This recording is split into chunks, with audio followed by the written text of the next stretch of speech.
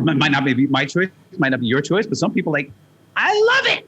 I would give up. I would work 3 hours for a cup of Starbucks, and I'm like, I wouldn't work a minute. I'm not a coffee guy, but and then you start doing that with everything, going to the movies, going wherever, all your consumption, right? Yeah. And then you're like, then when you start thinking about things in terms of time of your life, it actually kind of auto makes you think about what you value.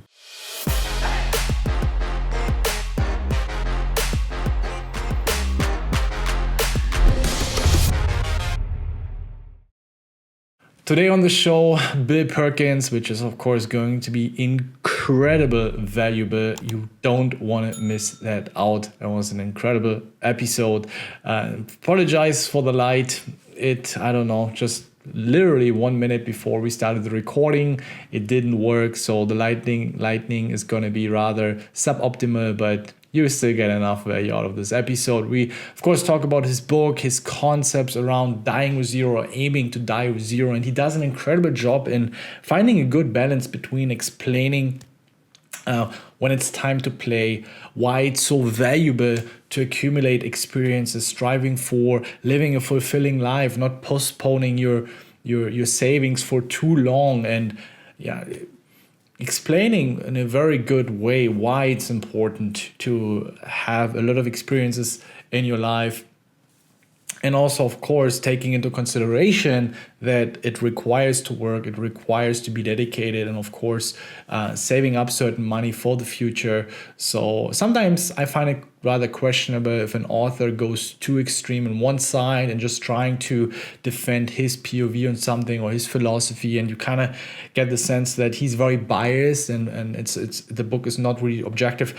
Of course, it's Bill Perkins' point of view on life in general, but I still find that he tries to get everyone on board and talking or considering different people or groups of people, different ages, different incomes, of course. And he has shared also very great examples that we're going to be talking about. So yeah, as you've seen, as you can see, I'm very excited talking about this topic because it's about life. It's about finding purpose and a fulfilling life, and we'll also talk about that. So if you're at a point where we talk about decision making in life. Should you go poker pro? Should you make a business? And lots of different, very, very interesting topics. So enough talking. If you have a question, or if you have any kind of suggestions, drop it in the comments. And now let's just jump right into it. Let's just jump right into it and finally get to see that exciting episode. Here we go today with Bill Perkins. It's an honor to have the author of the book, Die with Zero, on the show. Thank you so much for joining me. We're going to be, of course, talking about a few concepts and not theories, but very practical advice that you're actually sharing in this book. But first of all, from the bottom, not only from my heart, but also from the community, Raise Your Edge community, from the poker world, thank you so much for taking the time and joining me here today. You're welcome. I'm happy to be here. It's great to be here. But before we talk about your book, after an epic heads-up battle ended with Doug Polk against Daniel Negreanu, it seems there's another heads-up battle. And since our poker community are also big poker enthusiasts, I would like to know, how's the preparation going? Maybe you want to share a few details about the battle against Landon Tice. Right. And looking forward. Well, so how's the preparation going? I mean, the preparation is going well because it's exposing a lot of what I'm doing wrong. It's interesting because almost everything is defensible in GTO, right? You do this a certain percentage of the time, but apparently I'm doing a lot of things that are just completely not allowed, right? Mm-hmm. On boards, on textures, and streets, and it's eye-opening. It's fun. The only struggle I have is just carving out the time to make sure I put in enough time to learn a very, very complex game. So I'm getting some good heuristics on what I should and shouldn't be doing, but what's on the paper and what's being taught to me needs to sink into my brain and become automatic, and that just takes time. Right. And I'm an old dog trying to learn new tricks. So, but it is going well. It's very interesting. It's I'm doing that wrong. Oh, wow. I'm doing that very wrong. Right. And it's fun to learn. So that part is great. What was the biggest epiphany so far for you while you were studying the game? Is there something that stands out? I was like, oh my God, I can't believe I was doing this wrong for so long. I think a lot of it is, I think some of it I've already known, but it's kind of like illustrative. It's quantitative now, right? Like if I play for a bunch of hours and it's kind of like a taught and it's like, throw it in. And it's like, you are overcalling across the whole game tree. Okay. Like, you are not using the basics of like, fold equity, et cetera, et cetera, et cetera. Like you're just using the force way too much, right? And then I was using wrong bet sizing in position that was giving up a lot of EV. Mm-hmm. Too small, too big? Too small. Too small. With your value hands, I guess? And I think there's also a lot of board textures where it's like, this bet size is not allowed. Like you don't have range advantage or you don't have whatever. Like I'm doing it, right? I'm like, they're like, no, that's not a thing, right? Yeah. Like this is not a thing, either way. And, and so I was making a lot of mistakes that, I guess the epiphany is not only were the mistakes I was making like mistakes, but they unguarded or made my other just actions kind of exposed, right? Right. So like if you're always betting your like I'll give a simple example. Like if you're always betting your value, then your checks are very weak. Yeah. Right. And so it's stuff like that I was doing in various scenarios. And it's like, okay, that's simple, but it's like, oh wait, and a check bet line or a check raise line or all these different lines that happen where you might be making that similar mistake or making varying degrees of that mistake. And so I'm learning a lot. I'm trying to recorrect and fight my tendencies, because a lot of like I'm an old dog, right? It's not like I'm sitting new and people are like doing this. I'm like, oh man, I got 30 years of bad habits, right? That I need to eliminate and get competitive. Yeah.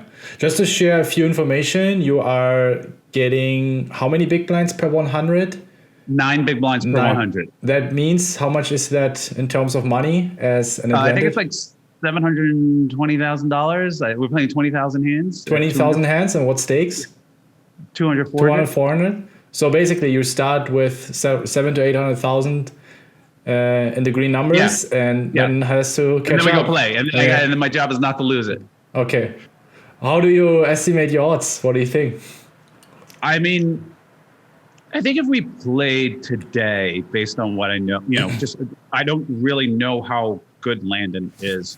I think I'm a slight dog, right? If we just started today.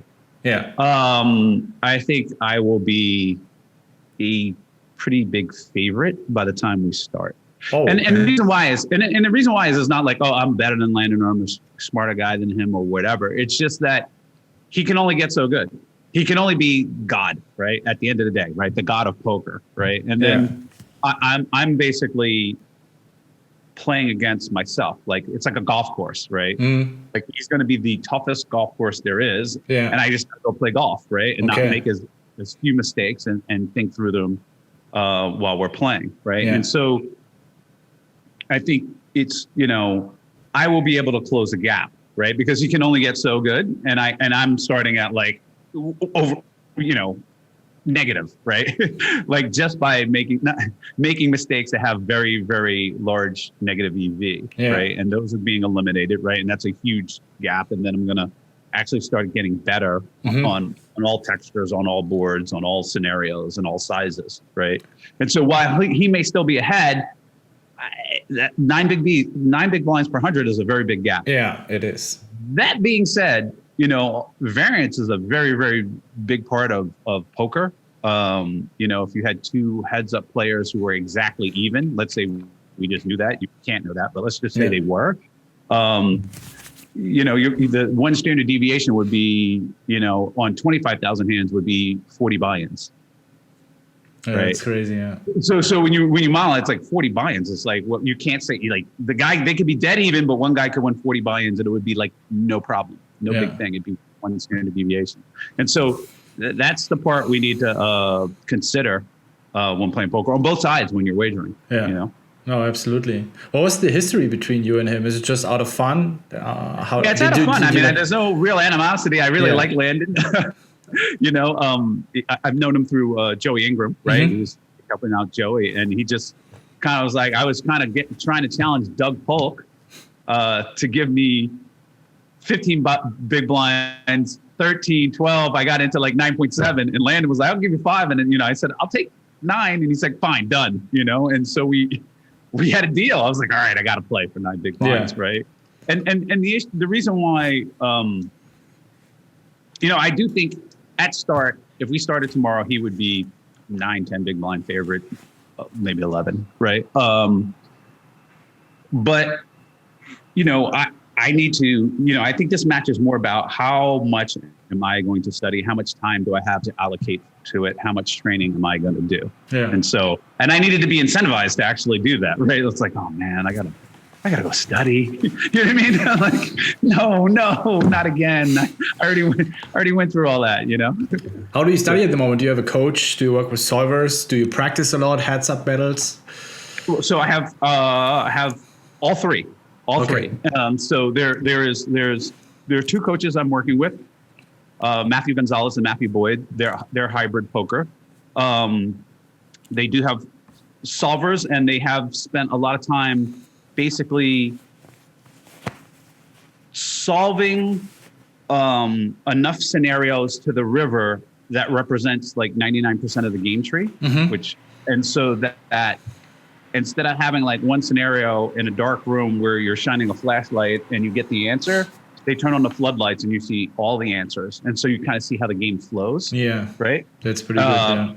And then there's, so that's fine and dandy, right? There's a program that like, you're basically playing against God, heads up, and you're like, okay, what frequency are you doing this? What frequency are you doing X, Y, and Z, right? You got to humanize it, right? Because there's so absolutely many bet sizes, there's so many whatever. So there's a lot of coaching, individual coaching goes, why do you do this? This is how we're going to humanize this for you. This simplifying. Is how simplifying it, et cetera, because it is impossible for a human to have the memory bandwidth, et cetera, to execute pure GTO and all the bet sizes, all the, frequencies, et cetera. And so the coaches are like, one, humanizing it, teaching you it, and kind of giving you like the points on how to think about it. Even if you come up into a scenario, lost, you're like, okay, here's your baseline. Yeah. Right. Here's your baseline. Here's your baseline percentage you want to be betting. Here's the size. Generally, you want to be betting on this texture. Right. It does allow for this. And they're giving these heuristics and sinking it into your brain. Right. So it's kind of like a football match, right? Like we have our strategy to play, the New England Patriots, here's X, Y, and Z. And then I got to go on the field and execute, right? Yeah. I might throw an interception or I might throw a touchdown pass, right? Like beautiful play, Perkins, beautiful play. You adapted to what he did well when he came and blitzed, and you called the right audible and, whatever, or I get sacked and I lose, right? It's kind of like that. And so there's a lot of battling, right? There's a lot of like playing many hours and then downloading my hand history and then going through it. Yeah. Like, how many? Go ahead. Sorry. No, that's it. So it's a 3-pronged approach. I see. Yeah, it makes a lot of sense. Just some players favor. I know a lot of poker players who really learn by doing. Right, they just have to go over it and see patterns in other players and why they're doing certain things on certain boards and so on and so forth. But yeah, it makes no sense to study all 3 of them. How many hours at the moment do you invest per day in studying? Is it a lot? Or? I would say only, like, it's pretty low right now. It's only an hour, and I need to get that up. But it's been very difficult recently. Like this is one of the advantages that Landon has, right? Like he's 21, doesn't have kids. Doesn't have like 30 employees, doesn't have other businesses, a hedge fund. He's not responsible for anything except maybe himself, right? And I might be exaggerating that a little bit, but I have a gazillion and 5 things going on that have a higher priority, even though this is a very, a significant high stakes poker. It's not going to change my life. Yeah. It could change Landon's life. And so he has higher motivation. He has more time, right? He's hungrier.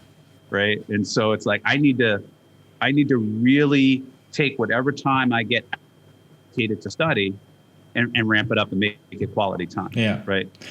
Well, you got more life experience. That might also be a little bit of an advantage. Yeah. You might get in his head, and you also Yeah. shared a lot of this life experience in your book. And for those of you who are watching or listening, Bill Perkins has written an insanely valuable book, and especially in these days where also in our community, I feel like it's all about work, it's all about accumulating wealth, and something you share in your book that, yes, of course, it's important to accumulate wealth, but we should also shift the focus a little more towards accumulating experiences and living a fulfilling life, and essentially, bottom line, not to die with a lot of money that we could have spent on variable experiences, not only in terms of money, but also spending time with your family. A very interesting topic, and something I want to touch base on later as well, is that we are not aware. And that was mind-blowing for me, that we work for free in so many instances, that we stack up that money and we're actually not spending it on anything.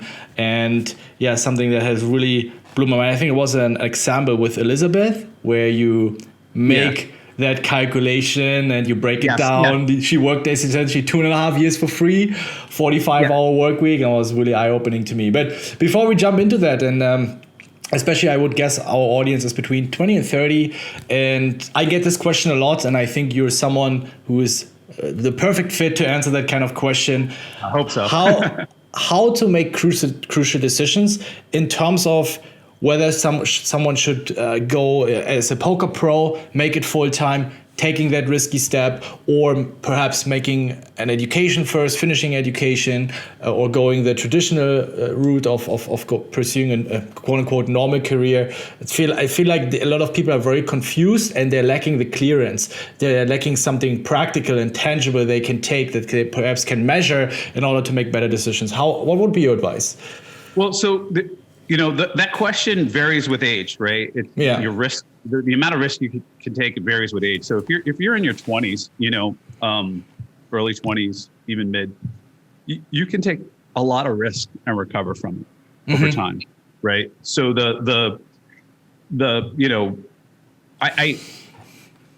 if you have the intelligence to go into poker, et cetera, then you have the intelligence that you could be a waiter and get $50,000 a year, right? Or whatever it is, right? You will make more than the average person doing a variety of different jobs out there. So that's always available to you, right? Yeah. And that's your kind of safety net, right?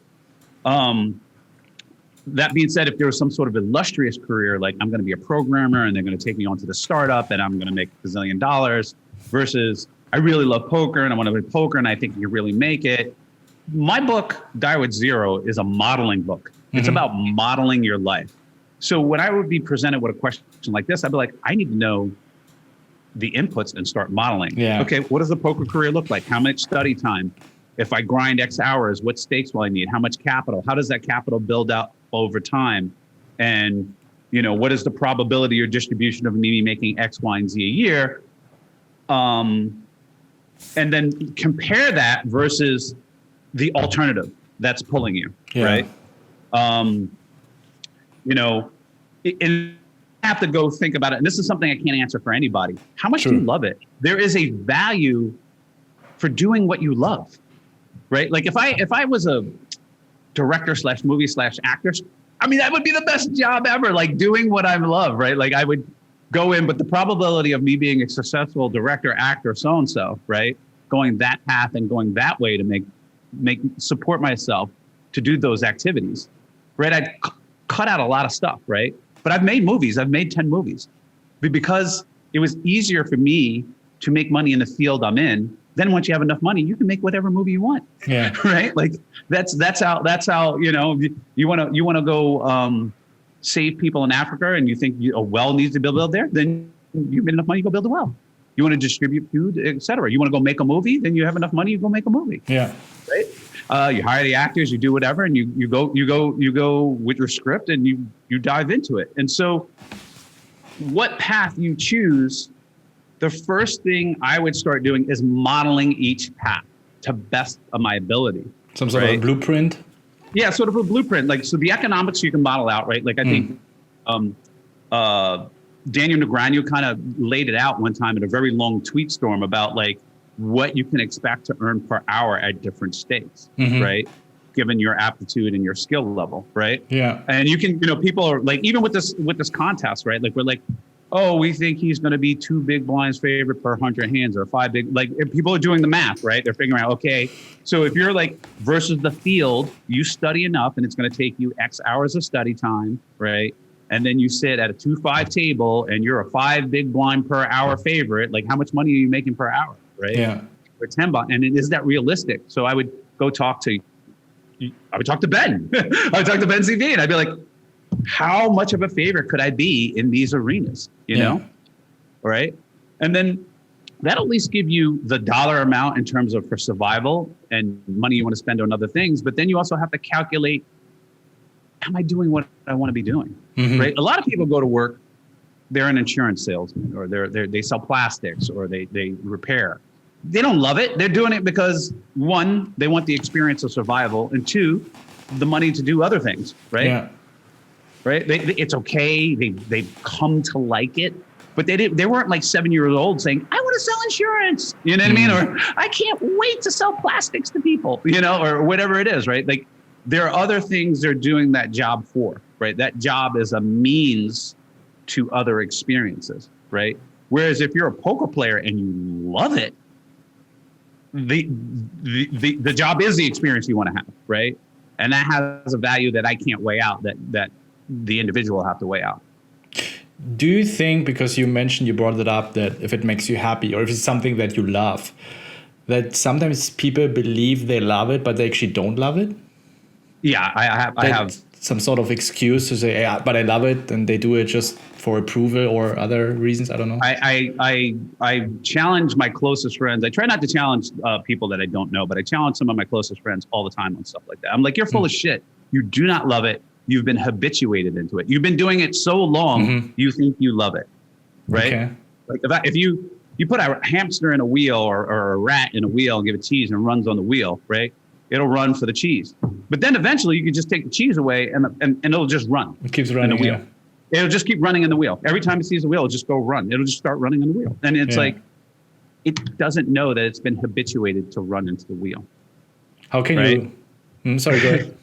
No. I was pretty much done with that thought, you know? So like people who've been working in certain fields for 5, 10, 15 years, right? They get into these routines, you know, they come in, they get their donuts, they met the people. I kind of like the people in the back office or the front office or whatever. We socialize. I do the thing, I go home, whatever. And they have this habit, right? And because they haven't been developing and working on the other areas of their life, if they leave that job, they don't know how to socialize. Why?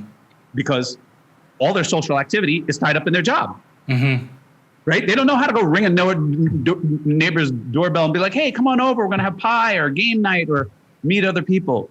They met people through their job. Most people meet their spouse through their job, right?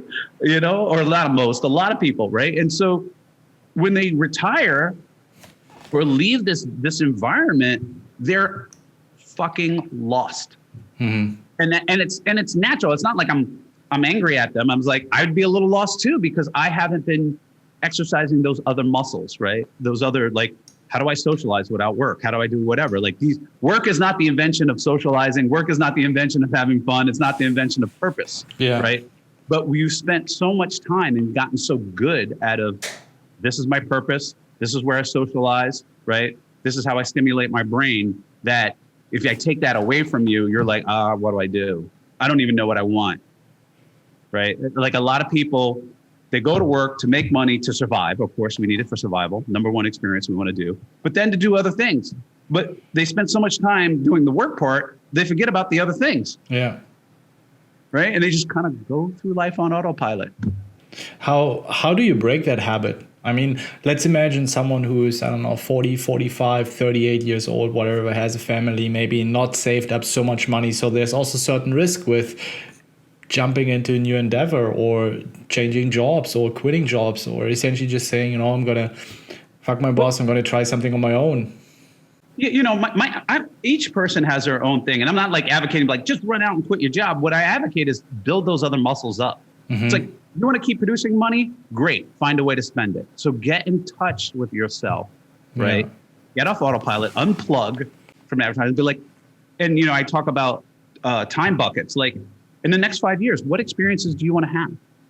your wildest dreams in spiritual, work, leisure, health, sex. You can make any category you want, right? Travel, learning, and over the next 5 years, like write them down. And it's not easy. Like, I'm like, oh, just go write them down. It's going to look like a blank piece of paper, and you're going to be like, oh my God, I can't. Like, when I first did this for myself, like I made up the exercise, right? And I laid this thing out, and I was like, holy shit. 60 to 65 is completely empty. Like, I got one go to daughter. You know, it's like, see daughter graduate college, visit. Oh, I already got visit that place here. And so it's tough, right? Because you have not been thinking. Like when you were 8 years old, you'd have I'd give a kid a list. It'd be 3 pages. It looked like a Christmas list, right? Yeah. You know, you give an adult and they're just like, oh my God, I'm nervous. They got anxiety. Like, you know, and it's because you forgot, you've been focusing on other things, et cetera. So I tell people, little baby steps, come back to that notepad, right? Write them down, right? Even write things that may seem ridiculous, but that you want to happen. Just write them down because that'll spur other things, right? And then habitually come back to it. Yeah. Right. It's like hiking a mountain, like one step at a time, and just keep coming back to it. But listen, anything worthwhile doing is worth some work, right? And your life is worthwhile and it's worth some work. And so I tell people, like, it is difficult, but it still needs to be done in order for you to maximize what I call fulfillment. Like what I'm solving a lot of the books out there, right? And a lot of the advice is to solve for money, right? Because people are like, I'm rich, right? They have this idea of I want to be rich and I want freedom, right? And they do want freedom. And you know, my book that's goal setting, and goal setting is great, but modeling is better, right? Because that's where you actually, like, why do you want to be rich? Like, if you had $1 million, what are you going to do with it? You know, a lot of people are like, oh, no, you know what I mean? Well, that's only $200,000. What are you going to do with the rest? You know, that type of thing, right? And so, you know, we went to work, we acquiring capital, we're acquiring our money for something. It is just the abstract medium for us to obtain the other things we want. Yeah. And so we need to not lose touch of, one, what do we want? And two, which my book is very much about, is when. Yeah. Right? Nobody's like, hey, I want to be a millionaire at 85. You know, like that doesn't, you know, that's why at 85? Well, I really want to go to the opera. No, that doesn't happen, right? Like, you know, and they want to be rich at a certain time. And they have it kind of in their head because when it's the most useful for them. Yeah. It's when they're the most active, when they're going to be doing these certain things. And so the activities that you do throughout your life as your health and mental acuity decline will actually, the number of activities available to you will decline, and your enjoyment of the activities that you're able to do will also decline. So you will get less fulfillment for them. So how you allocate the spending of the money that you acquire matters. Yeah. No matter if you have $10 or 10 million, right? It matters. Absolutely. It also reminds me, when you talk about the modeling, something I also shared in a different YouTube video, that goal setting is great, but as you said, I just call it creating a system. An environment where I just increase the odds of reaching my goal. Because at the end of the day, every goal that we're trying to achieve, okay, unless we say something we can 100% achieve, like tomorrow I'm going to do 10 push-ups. But most of the time, whether it's about health, making money, certain friends, they're always very unpredictable factors. And there's also a decent amount of luck involved. So I feel like a lot of people are too much focused on the outcome, too results orientated, and beat themselves up too much when they don't achieve it. Actually, they did a good job in setting up a system environment. So let's say you want to become a successful poker player. You need to be healthy. You need to be working out on a regular basis. You need to have your emotions under control to a certain degree. So there are a lot of probably also healthy relationships. I mean, if you have no relationships or bad relationships, you're going to bring those emotions to the table. And the table, what happens is just going to amplify your emotions, and you're more susceptible for tilt. So something I've learned now also in my own journey, that I feel like people are too results orientated. Not in poker, we kind of make it right. We understand we're not supposed to be results orientated, but when it comes to other things in life, whether it's your career, health, relationships, we're too results orientated. Sometimes, if you want to meet the love of your life, you have a great day, you're confident, you're nice, you're kind, you go to people, you socialize, and they just tell you to fuck off, man. They just might have a bad day. It's not it might not be your fault, right? So that modeling, like you're just saying, setting up a system or methodology, it's the same thing like your original question. Like, I want to be a poker, how do I make this decision? Well, we come up with a methodology to weigh each path, right? So we need to take in information and what are we solving for, right? And then the one question that I couldn't answer. Like I could probably, if I did all the homework, tell you what range you'll make per hour when you first start out in the first year, how much capital you need, blah, blah, blah, blah, blah. You're living in a basement for the first year, et cetera, right? But I can't tell you like how happy and how fulfilling that will be for you, right? Yeah. That journey, right? And that process. And like certain processes that I went through were super fulfilling. Like they were tough, they were hard, but I loved every moment of it. Right. When I was becoming a trader, like soaking up and learning, right. Like that was, I wouldn't, there's not too many other activities I would replace that with. And so having a process and a model and modeling your life, that's your journey. And so my book, going back to the book, my book is about modeling your life to the grave. Like I know where you're going. I know where everybody who's watching this and listening to it is going. They're going to the grave. Yeah. That's where we're going. Right? That's true. So I'm like, let's model our journey to the grave so we can get the most out of our ride. Right? Yeah. That's where we're riding to. We're all heading towards the grave, right? Some of us have more days than others, but I'm like, let's model it out. Let's model it out the best we can so we get the most out of life, given our resources and capabilities that we have. Yeah. Absolutely. I love it.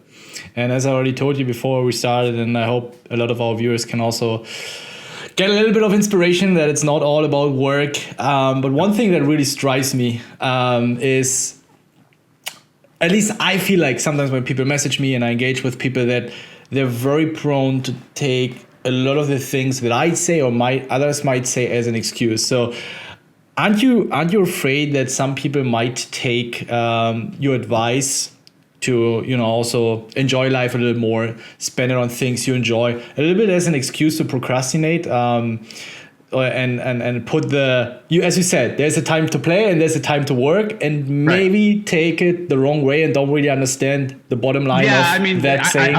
I've gotten that feedback or criticism about like, guys, I think if you kind of just look with the title and like somebody told you about it, you'd be like, yeah, well, Bill wrote a book called Die With Zero. I'm just gonna light my money on fire and whatever. But when you read if you really get into the book, you realize that's not what it's about. Absolutely not. Absolutely not. It's solving for net fulfillment. And the reason why I stick at that, right? Like everybody has different wants, goals, and things they want to be. Some people want to be beach bums and just hang out on the beach and play guitar. Some people want to, build rockets and land them on the moon. Some people want to go backpack for the rest of their lives. And some people have different goals and different aspirations that floats their boat, right? That fulfills them. Yeah. And so I can't write a book for every single one of those people. There's probably a billion different types, right? Yeah. And so, but what I can do is like take all of that and say, no matter who you are or what fulfills you, you need to think about your life and model it, and take into account the decline of your health and your health and your mental acuity and time. Be realistic. Like life does not go on forever.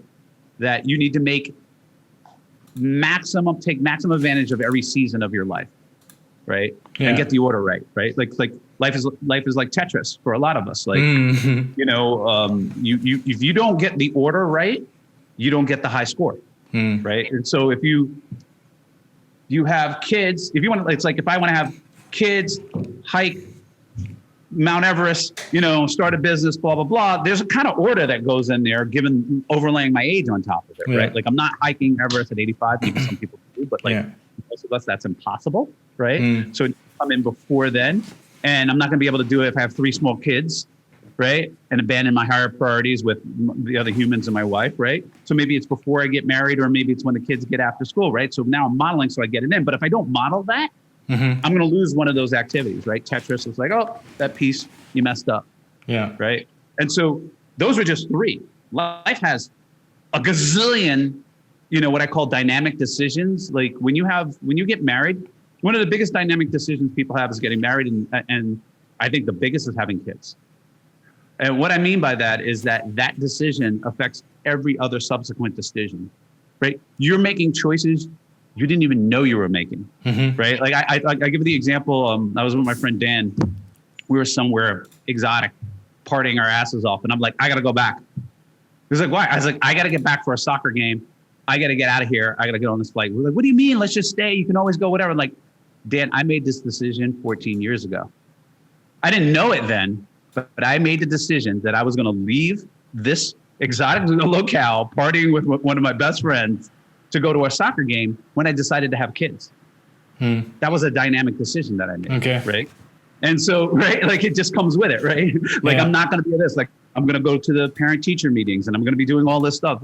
There's all these other decisions that come with that. When you get married, a lot of the decisions, like you're not, well, in theory, you're not going to be going to, strip clubs and blah, blah, blah, and doing all kinds of friends with your activities, right? It cuts off all these other decisions. And so, when you model your life and you think about each bucket, about what seasons come and go, right? And what you should be doing when, you actually, you actually enjoy it more, right? When you know a vacation is going to end, you run around, you enjoy it more, you save it more, etc. Well, like when you know your life is going to end and certain periods of your life, you're going to run around, you're going to savor it more, and you're going to be more deliberate about it. And I think a lot of people, myself included, are often on autopilot, thinking we're going to live forever and just kind of like, oh, whatever, doing X, Y, and Z. And so for the people who are just like, oh, this is just an excuse, you're not really getting the gist of my book. It's about modeling your life. It's not just, throw caution to the wind, right? It's like, listen, your life is urgent. It is finite. It is important. And so therefore, I want you to wake the fuck up. Think about what you really want out of your life at each stage, model it out, and then go about other processes to achieve it, right? My book is not like, hey, I want to have all these things and it's cost $1 million. Bill tells me how to make $1 million. That's another book. There's tons of books on that, right? And my book is not, yes, I did my modeling life and I realize I'm under saving and I'm going to be broke when I'm 65. Bill tells me how to save money, whatever. That's not my book either. There's tons of books on how to break bad habits, on bad spending and, wasting money at Starbucks and building wealth, right? And side hustles, et cetera. My book is a modeling book, an overarching model, right? At the very top level. And then there's all these verticals where you can optimize, and sub-optimize, right? Mine is the big, giant routine that runs the whole system of your life. So you're also sharing a lot of details on how to be more conscious and how to be more aware on saving money. I mean, you brought up the example with buying a t-shirt that is $16 and would cost you 2 hours of your life. So you're actually very practical and you just share a few of your tricks and approaches in these situations. So it's not just, okay, you got some money, just spend it for whatever so you can die with zero, right? So something that I really personally enjoy, because sometimes I feel like if it's financial advice, personal advice, and some people go a little bit to the extreme and neglecting the other side, but I think you do an excellent job in finding the balance between the two of them.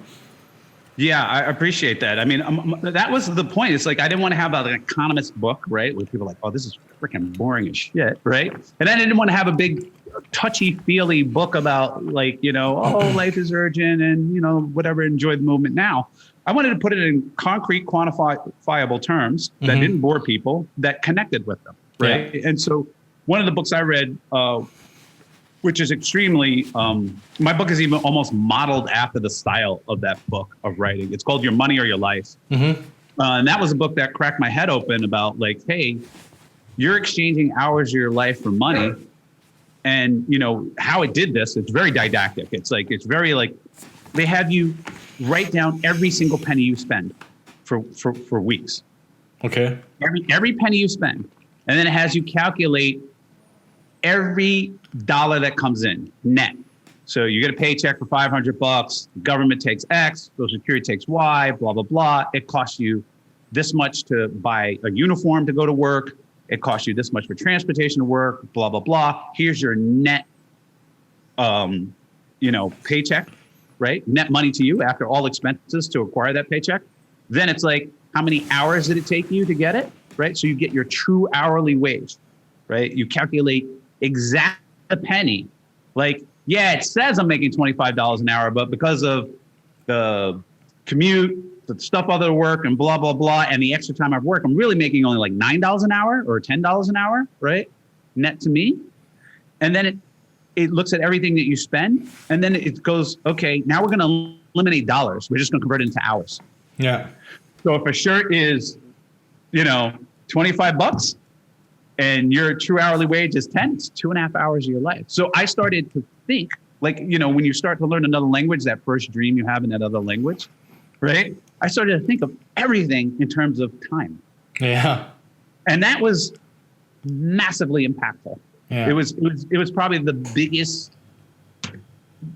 mental shift in my life. It's like, oh, that's I'm not going to do this. I stopped doing certain things and I started doing more of other things, right? Yeah. And it started me thinking about like, okay, wow, this is the relationship we have with each other, right? Yeah. We're buying each other's time, right? Yeah. And the Starbucks example was good. I mean, I don't even know. Like I bought my last Starbucks coffee for like 3 or 4 years ago, but it's insanely expensive. And when you just take the average hourly rate, it's like probably half an hour, even like an hour of your time that you consume that coffee. I just think there are a lot of pitfalls that can be avoided if you make your cup of coffee at home. I mean, as you said, like if it's so valuable for you and important, but I think just reconsidering if this really is worth an hour. If you say, yeah, man, let's do it. Exactly. I want 1 hour, Exactly. like I'm hyped, then go, of course. But I would say there's a good chance that 80-90%, if they actually realize the same way you realized that, oh, wait, it cost me 1 hour of my time.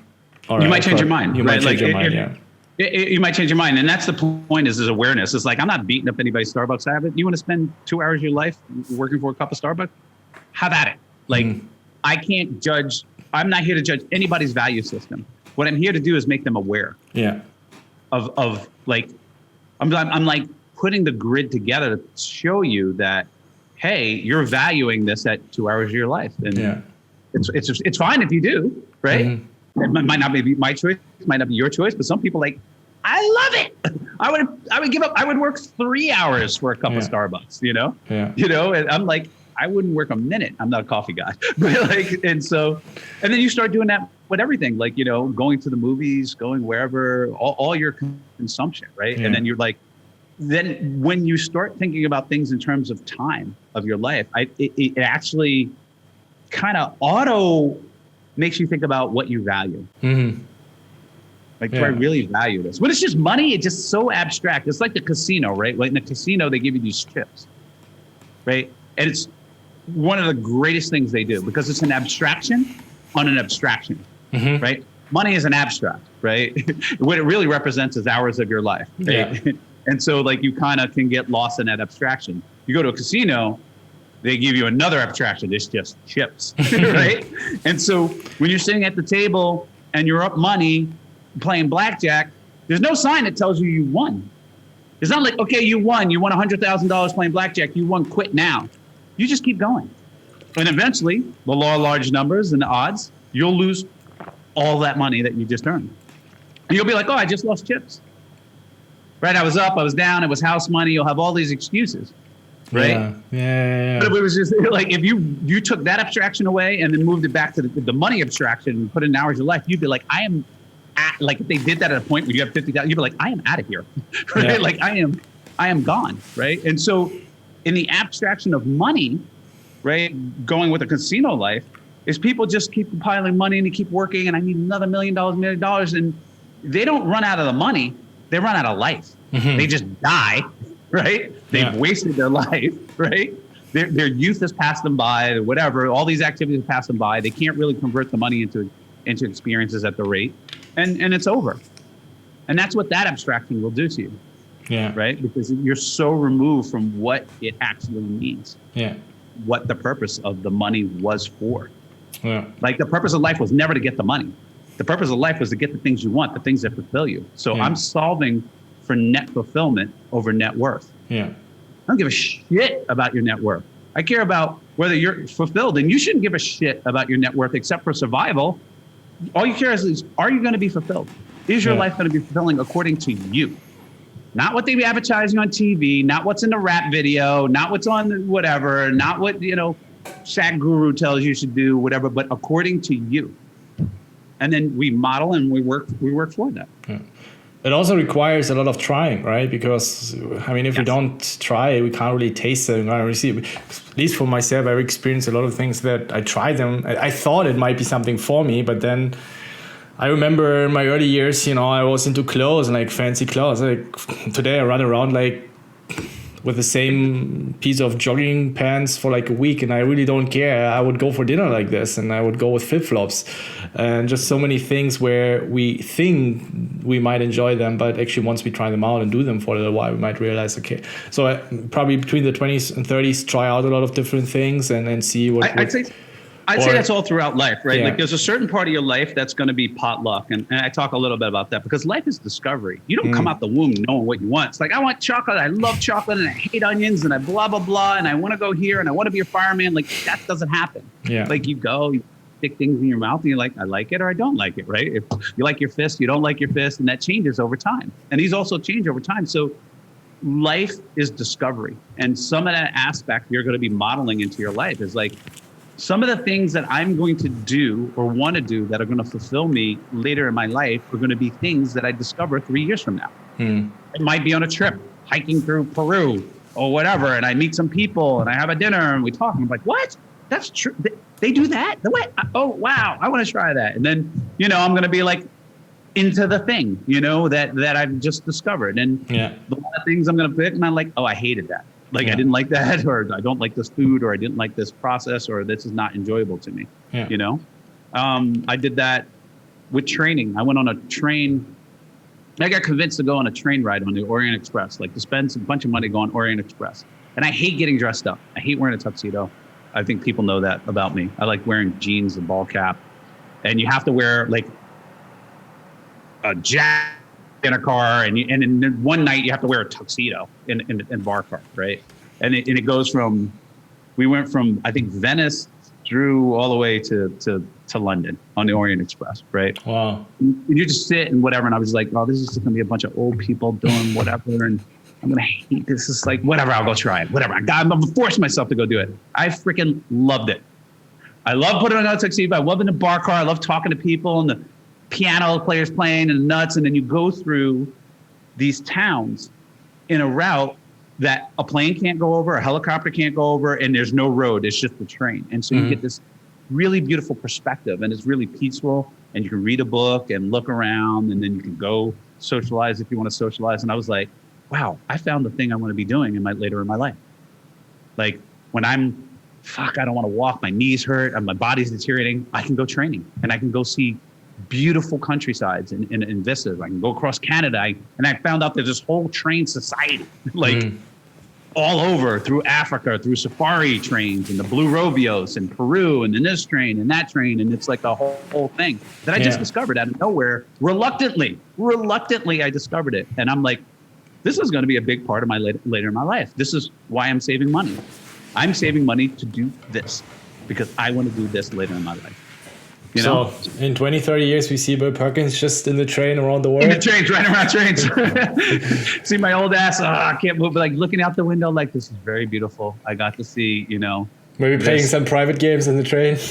Yeah, exactly. Some private games in the train. I might be the first one to. There are people who actually buy their own, like, not the complete train, but their own caboose, like their own cabin, and they ship them and they attach them to the trains and then go around. Like, that's how much people train. So maybe I'll have the poker caboose and bring it along, Yeah, that would be great.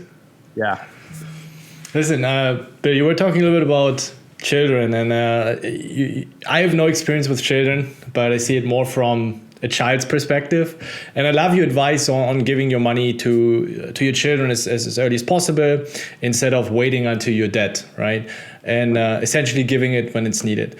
And I was just wondering, and again, I see it more from the perspective as a children, what might be the communication, how the kid might perceive it. And I was just wondering, and perhaps we have a few parents listening, how do you manage to keep the balance between supporting them with that money, but also making clear that nothing is really gifted, that they also have to work for it, so that the kids are not taking it for granted, right? Start slacking and expecting that someone, in most cases, the parents, of course, are going to pay for everything. Right. I might be the worst example of that. Like I have, my kids, I call it like they suffer from affluenza, right? Because, I work hard, I get a little lucky, I get whatever. I'm here at this spot, right? And I'm like, I'm going to enjoy my life. Like I'm going to spend money on X. I'm going to have luxury things. We're going to go nice trips. And the kids are coming along for the ride, right? Yeah. And they're in this bubble that I've created, right? This bubble of safety, this bubble of affluence, this big giant bubble. And how I try and pierce that bubble is giving them exposure to different people, different economic status. And also, one of the things, something was just said to me that really sunk in was that you need to share more of what you never knew and less of what you never had. Okay. Right? So originally I was one of these parents like, I'm going to give my kids all these things that I never had. Right. And I think a lot of people come with that attitude. And I'm like, wait a minute, Trey, I need to give them more of what I never knew. Right. And that's kind of, how I'm trying to balance it. I don't think I'll ever perfectly balance it or even come close to perfection, but I need to instill that into them because my number one thing that I'm trying to do with my kids is raise them to be healthy, independent, kind young women so that they can navigate the world. So I look at it as like, you're going to be a navigator one day. You're going to on your ship and you're going to set sail. And I want to give you all the tools that you can deal with the storm. You can tack and change directions. You know everything you do, so you can live the adventure that you want to live. Right. Yes. Am I going to be like, here, your ship is going to be a little bit bigger than everybody else's and it's going to have a bigger sail or something like that? Yes. But I still want them to be able to build their own ship if they need to. Right. Jump ship and work for somebody else on their ship and, go that way. Right. Just give them the tools. Yeah. Then at that point, it's their choice. Okay. Right? How they want to steer their ship, where they want to send it, or whether they want to go on a shipping more like, fuck shipping. I'm going to go do this. I'm like, okay, fine. You had the ability and the option to do so. Yeah. Right. I really am not going to be the guy who's going to write the book on the perfect balance on that, tell you the honest truth, but it's something that I'm conscious, I'm aware of, and I'm trying to model for them. Yeah. Makes sense.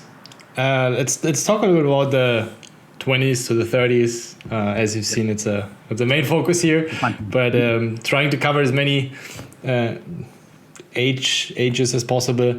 Right. What were you share one of your biggest regrets in the book that you didn't travel to Europe with your friend. Yes. Were there any other big regrets from your 20s to 30s that?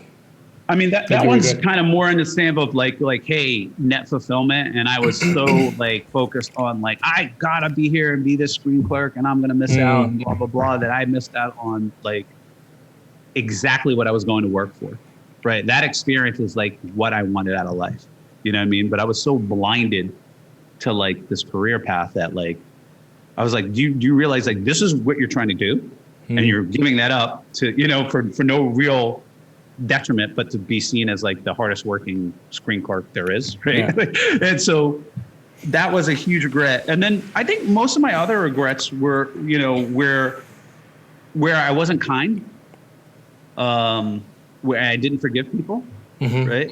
I think it took a lot of energy and really set me back. It takes so much mental energy to be vindictive and hold and et cetera.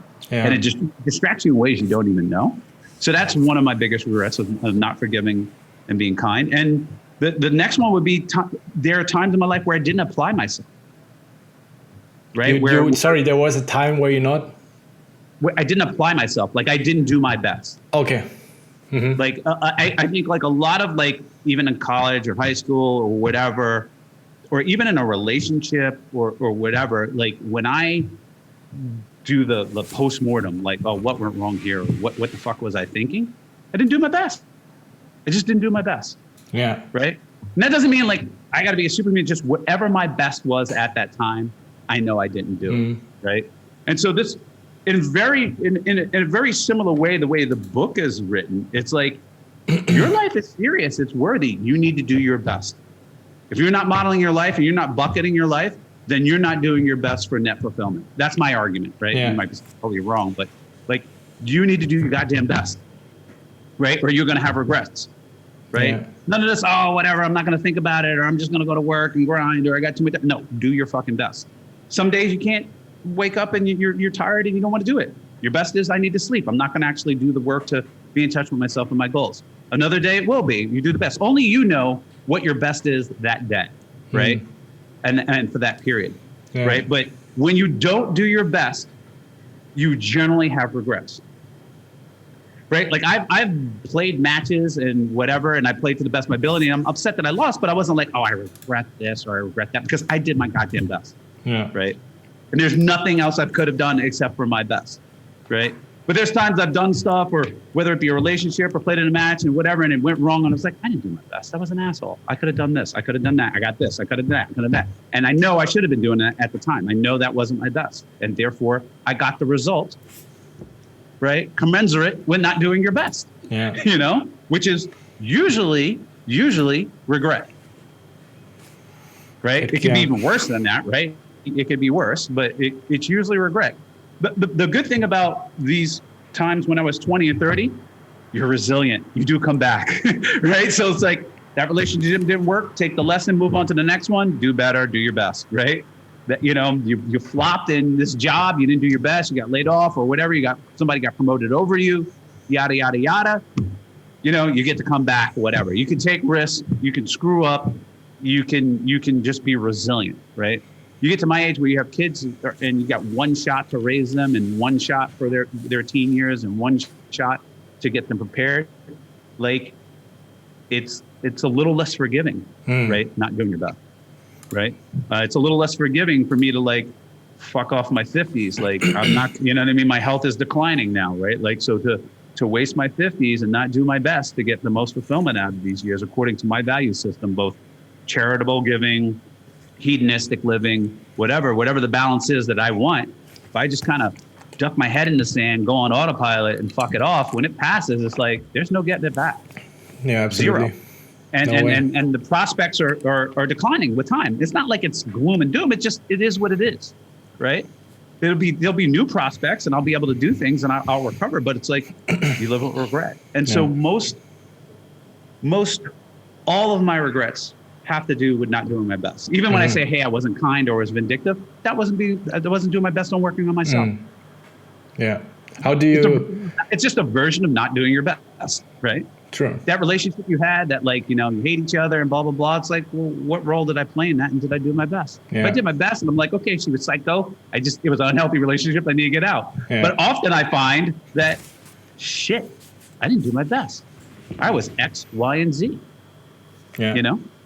I also realized that with my poker sessions, usually even if I'm down, if I manage to, let's say, lose 5 buy-ins instead of 10 buy-ins and I played well and I gave it my best and it was just not meant to be, I actually feel happier. I had these sessions where, well, I gave it my all, but then I had sessions where I won 3 buy-ins, but I like, damn, I could have won 20 buy-ins. You know, I was actually less happier even though I won. And something, I don't know, it's just started that kind of feeling, that kind of proudness that, okay, I gave it my best. And I think it also correlates a lot with happiness. How do you define happiness for yourself? Wow, that's a really tough question. Like, what makes me happy? And I think what makes me happy generally is executing on my life plan, my purpose. Okay. Right? When I'm, you know, so sometimes I'm having a party and I'm having a great time and I'm telling the people I love and I'm interacting with them or whatever. Sometimes it's being a fly on the wall and watching my kids doing stuff like that. But as long as it's executing according to my life plan and my expectations are realistic and reality comes close to them, I'm happy, right? And so the times I'm unhappy is when, you know, I'm not, or expectations are not close to reality. That's like the classical definition of suffering. And I changed my expectations to be like, it is going to be what it's going to be. All you can do is your best and what you're doing and execute according to your plan. And so when I'm unhappy, I'm like, oh, I didn't do my best and I'm getting the results I'm going to get. Shit, I need to learn from that and snap out of it and go forward. Because like all I have is now till the grave. Right? Like it's good. I can pick up the lesson. That's it. Pack it up. But I don't have that much time to be lamenting what has happened and why I'm in this situation or whatever. And I think it's one of the great, my superpower is like, I don't get like when I've gotten smashed in the markets, had bad trades, made mistakes or actually things just went, wrong. And I don't get emotional or too upset. I'm just like, it is what it is. Like time to chop wood. Like I don't have time to cry over the burning building. I got to build another one real fast, right? Like I just got to chop wood and move forward. And that keeps me happy because I'm always working or executing on that path. Not to say that I don't get stressed out or I don't have moments of like, motherfucker, you're such an idiot.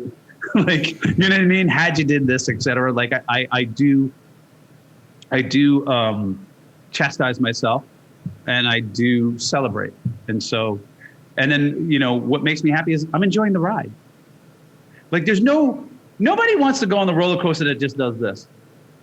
Yeah. Right? It's nice. I guess that's heaven when you're going into heaven. But like roller coasters are like, oh, I'm gonna die. Oh. You know what I mean? That's life, right? Oh, this is so great. Whoa. You know what I mean? Like some of the turns you don't like. Some of the turns you love. Some of the turns, they scare you. Yeah. Some of the turns exhilarate you, right? And that's life. Like there's just going to be all these twists and turns outside of my control. And I just got to like maintain my composure and accept it and enjoy the ride. Yeah. And knowing that, I'm going to be scared. I'm going to be sad. I'm going to fear for my life. I'm going to be like, this is kick ass at times. Right. But that's just part of the ride.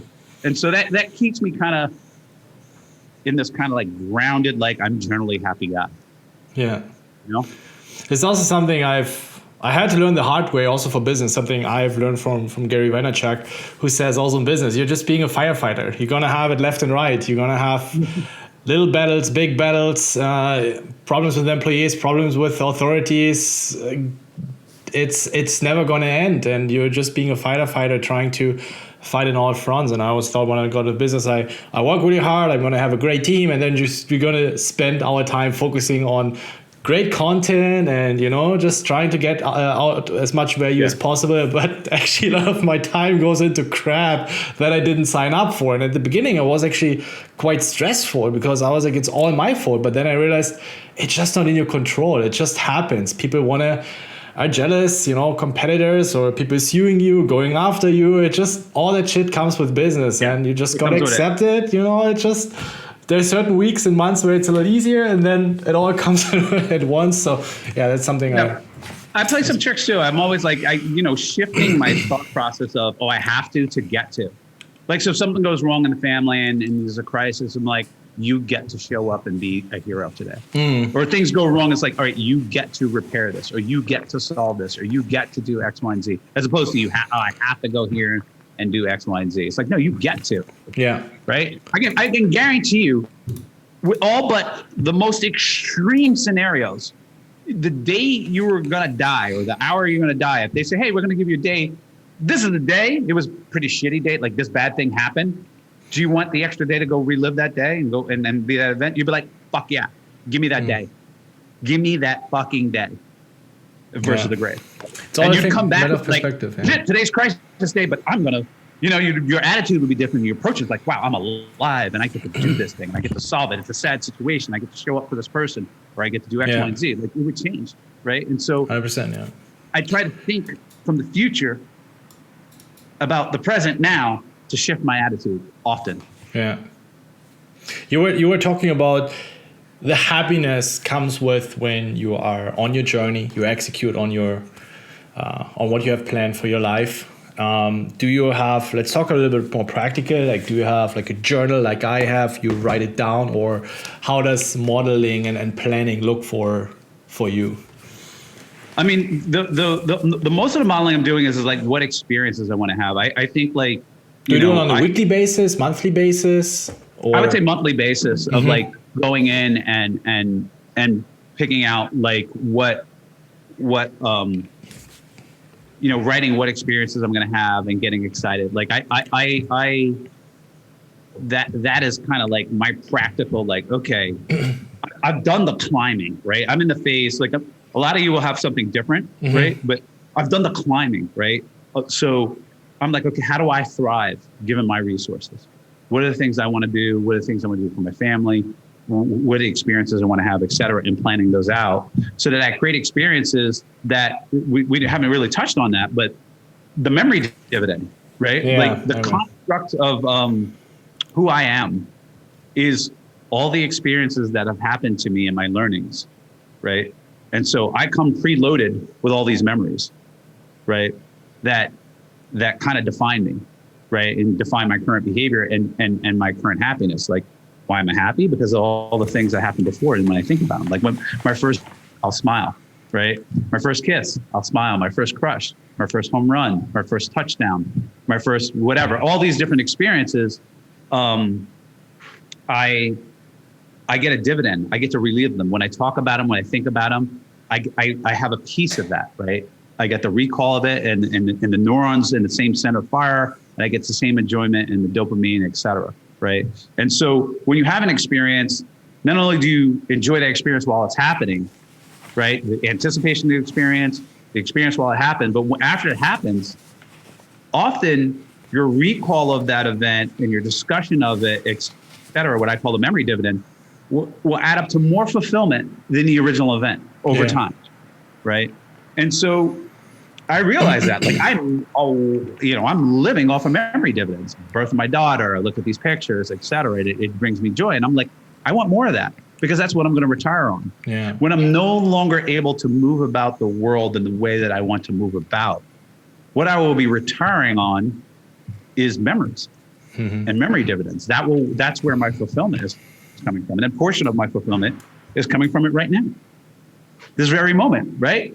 When I final tabled at the million, let's talk poker, right? When I final tabled at the Triton Millions, I'm like, that was awesome, right? Yeah. Went out, bought a suit last minute, ran around London trying to find a suit on that day, got the cap, went London style, final table, made some money for some charities. It was awesome, right? Like I'm going to be talking about that, reliving that for years and years and years. Ask anybody who hit a game-winning home run. They'll be talking about it forever, right? You get together with your friends. I think like there's a certain portion of the conversation of what are you doing now? Certain conversation about what's going on in the world, what's going next. But a lot of the conversation is what has happened, right? Yeah. Reliving the old days and remember this and remember that, whatever. And that's the memory dividend in action, right? And so I'm very big right now on focusing on what investing in experiences to produce memory dividends. And you share that with others. You also mentioned that in the book, right? You share that joy and happiness that you have experienced in that very moment. When you share that story to others, they get to experience a piece of that as well, right? I mean, right. I just remember... And it creates a new experience. Yeah, exactly. Create a new... radioactive. 5 years later, you remember. Do you remember that day where we had, or that night where we had a bottle of red wine? You were telling me about that, and it was what a great evening, right? And you also say 1 + 1 is more than 2. It's definitely radioactive. It's a positive radioactive squared type thing. It's like you tell the experience at a dinner. They laugh, I usually the water comes out their nose. That creates a new experience. Everybody's laughing at the thing.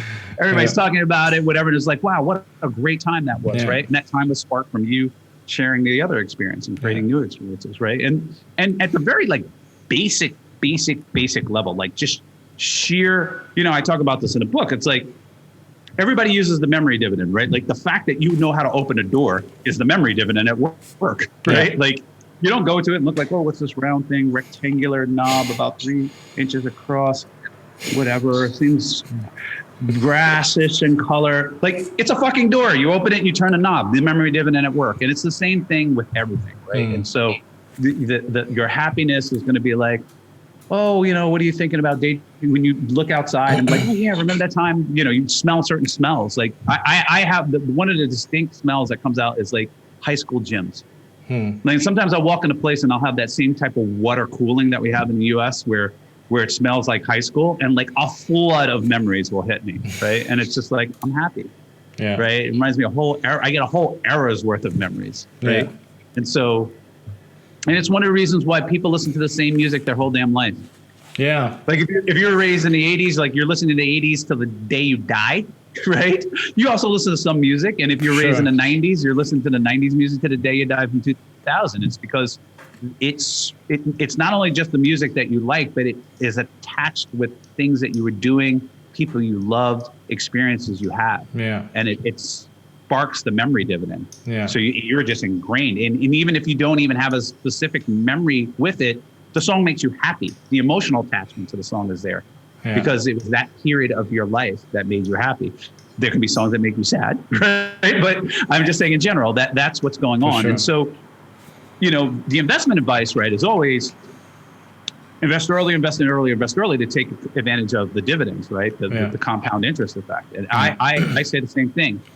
Invest in experiences early to take advantage of the memory dividend and the compounding of those memory dividends as well. Yeah. I was thinking a lot now while reading or actually listening to your book, why people do hesitate spending money on experiences. And you share one reason, the fear of running out of money. And I was trying to think about a few other reasons where it does come from. And I also would like to hear your take on it. I have also another take on it. I want to talk about that.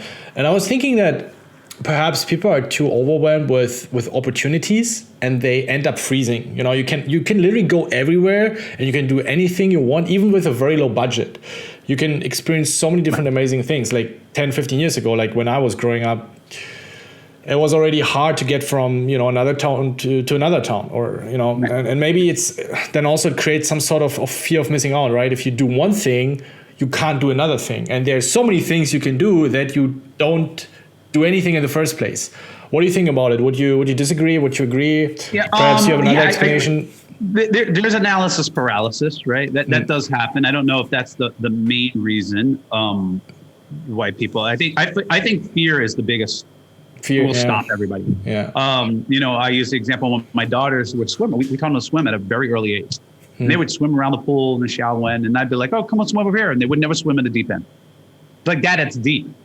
Right? Not rational, not whatever. It was just fear. Like it was deep and I'm not going to swim over there. I could not, you know what I mean? It was like, you can swim, whatever. And then finally, they'd hang on my neck and I'd be swimming and they'd be choking me. And finally I'd be like, see, even if they swam a little bit, they'd be like, nope, they jumped back on me. Right? Until they overcame that fear, they were never swimming in the deep end. Right?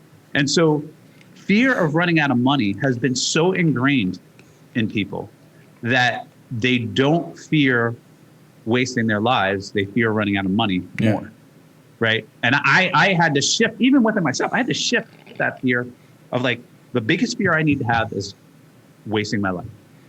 Yeah. That's the biggest fear, right? Yeah. Like I can lose money, I can go make money back, I might be at a different station in life or whatever, I might, be back to being poor again or whatever, but I need to fear not wasting my life. That is the number one fear I need to have, right? And so I had to redirect my concerns, my priorities, my fears, et cetera. The analysis paralysis, not where to start. Like, well, when you're on autopilot and you're like, I'm going to work and I'm doing this thing, whatever, you don't have time to really get in touch with the things and experiences and things you want, right? So that's one of the things I recommend is like detach, get in touch with yourself. Hi, Brisa. The daughter just came in. And figure it out, right? Because you could just autopilot it. Right? It doesn't have to be fear. It doesn't have to be anything. It just be straight autopilot. Yeah. Like go to work, get a job, 2-week vacation, blah, blah, blah. Keep saving for my retirement. Go to my financial planner. He's like, oh, how much money? We're looking far for retirement. We save whatever. Not really thinking like, hey, at 65, am I really going to wave running on like they have in a Carnival commercial? Yeah. Jumping out of stuff, whatever. Like, do you know how many people die in Carnival cruises coming to St. Thomas? Just trying to go kayak. I'm like, they have the wrong idea in your head. It's like, it's not like the Carnival cruise. It just isn't for the majority of people. I know there's going to be somebody out there who's like super in shape and whatever, right? But that's why it's like, you need to model your life according to your health decline, to your own age and to your own resources. And so I would say autopilot and fear are the two biggest ones. Yeah. Is there an analysis paralysis? Yes. But that would just be another version of fear. Of missing out on something else. Like, oh, if I do this and don't do that. It's like, you need to get out and you need to realize life is urgent. It goes by. The grave, you will hit the grave. Yeah. Like pretty much everybody, I know there's some singularity people out probably in the audience, but in 120 years, actually in 100 years, everybody who's listening to this will be dead. Every single one of us, right? Right. And so, and for most of us, like for me in 50 years, it's like, I'm not going to be alive in 50 years. We'd be lucky if I'd be alive in 36 years. Yeah. Right. And so for wherever you are is you're going to have different varying statements of that. And so life is urgent. And so you need to fear wasting your life, fear wasting this one ride that you got. And be like, well, shit, how do I get the most out of it? Bill says model, let's model. You know what I mean? Like, right? Goal setting is great. Goal setting is within the model, but let's model, Yeah. Set systems, model. Yeah, exactly. I mean, something you also, and everyone that is watching and listening, you need to be aware of that usually people that run out of money, I can only speak from my experience. I cannot overgeneralize. Just the message I get, the people that are approaching me, and unfortunately in poker, a lot of people go broke. And it's a pattern, it's over and over again, that it usually happens to people that go into the extreme, that are treating their money in a very unresponsible way. They do some bad stuff, end up gambling it away and not being smart about it. And we're not saying, you should go extreme and just, let you fire up on money, but here and there paying a little more attention to also spend your money, your time, your resources on things you enjoy, because I think you also mentioned that in the book, the older we grow, the less money we tend to spend. So, with like 20 or 30 or 40, we usually need more money than we're 50, 60, 70. Like it's kind of, it's kind of weird to try to save your money until you're 60 or 70, right? And you bring up a lot of examples where some people have saved up a lot of money or have inherited a lot of money, but they're actually not really using it. I think it was your grandma that one of the example that got 10K and never really got to spend it apart from a sweater, and something that also made me realize, why am I trying to, I'm going to have 50, 60, but now it's the time to spend it, right? And and it's again, like I want to just, based on my experience, like I've never seen someone who shared his story who was like, okay, I went broke, or I got in a very miserable situation because I did one vacation, or I spent it on a couple of more pleasant things, going on one more vacation a year. And again, as we say, or as you say, there's a time for play, there's a time for work. Sometimes you need to skip vacation for a year because you need to work on something. It's just sometimes if there's something you really want and really you want to go somewhere and put on your dedication, then it's whatever and if you're really down for it and you think, okay, this is what is required, then go for it, right? But again, it's never someone who spends his money on one more vacation or one more pleasant experience or spending time with friends that go broke, right? It's usually you have to be very extreme or do something really stupid. There are always, of course, people who got very, very unlucky, but this is the minority. Majority of people pushed it a little too far. Yeah. And if you're modeling correctly, you should be at the minimus of that. And if you need to insure against that, you can insure against that, right? Like you're like, whatever, I might not care for, let me buy an annuity that's just going to pay me for the rest of my life, a certain amount that comes to me, whatever. Like, I talk about like, how to mitigate risk, right? Like people who really fear, like it just causes them so much agita that there's value in mitigating the risk, being cautious. Then I'm like, okay, then don't be your own insurance agent. There are insurance policies that you can buy to mitigate these risks. But going back to that, a lot of people like, oh yeah, I'm going to need this money, whatever. Like the data is very clear. Yeah. Even adjusting for healthcare costs, because people are what about healthcare costs? I'm like, as people age, they spend less money. Yeah. It's irrefutable, and so people always ask me why, and I'm just like, they can't move over. Like when I used to spend a summer in Paris, and I used to walk around Paris, ride the trains, go to a leisure learning class, hang out with the students. I'd walk like 12 miles a day with a backpack on, right? And I'd learned so much about a city by doing that. Yeah. And I'd be walking, and then I need more food, so I got to eat, and then I'd spend here or there, or whatever. I'm not going to be doing that at 65. I can barely do 7 miles without being like, this is not enjoyable, right? Before, 12 miles was a great day. Never complained. My feet weren't hurting. My knees weren't hurting. It wasn't like my back was hurting. I had a backpack on and everything. Now, if I walk 7 miles, I'm like, this is not enjoyable anymore, right? So my level of activity goes down just a little bit, and it'll just keep going down. When I went to St. Petersburg, It's one of my favorite examples. And it was like after I had written the book or was just finishing up the book. And it's great in Russia. It's a beautiful city. And one of the great things they do is they let you climb up the stairs of these old churches or cathedrals and walk around the balcony. Okay. Right? It's 211 steps up, like narrow steps or whatever, but it's just 211 steps. You go hike it or whatever it was, right? And I'd see all these tour buses coming in, Asian tourists, whatever, blah, blah, blah, blah, blah. And not a single one of them climbed those steps, right? And I was like, yeah, it's probably some of them could, but it's not that enjoyable. They'd be huffing and puffing and their day would be shot. A lot of them can't, right? And I wasn't like mad at them or scowling at them. It was just a very visceral reminder that I'm getting a different St. Petersburg. Yeah. Look at this wonderful view and this activity I'm getting to do. Like the value of St. Petersburg is a little bit less to them at that age. Yeah. So it would have been better for them to go to St. Petersburg. Okay. If they only had one trip to St. Petersburg, it would have been better for them to go at a younger age. Yeah. Right. And because St. Petersburg has these things you can climb up or whatever and do other things. I'm not saying that they're not enjoying their trip. I'm just saying they're not getting as much value out of this free thing you can do in St. Petersburg. Yeah. Even the free shit is not, and so it hit me hard. Like, okay, you got to be moving and grooving now. These experiences you want to have in the world now, because you won't even want to do some of this stuff. Yeah. And so you can, and then, I know I'm belaboring this point a little. I want to make this like, if you go and like Google like JP Morgan Wealth Management Services problems with accumulation, right? The wealth managers talk about how they're having a problem getting their clients to spend down their assets, right? And they're like, we can't get these guys to spend it down, right? And they call them there's the go-go years, the slow-go years, and the no-go years in retirement, right? And the problem is with Americans is like, your slow-go years are probably, or much sooner than you think it is, right? And the no-go years come much sooner than you think it is. So you're sitting on all this hours of your life that you spent working to accumulate this money, all this stuff, and you can't do jack shit with it. You can't enjoy it. Yeah. So you got to find ways to do something. I recommend like give them to charities, give it now.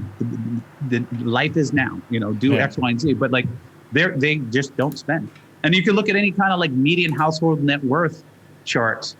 It's kind of like just keeps going up.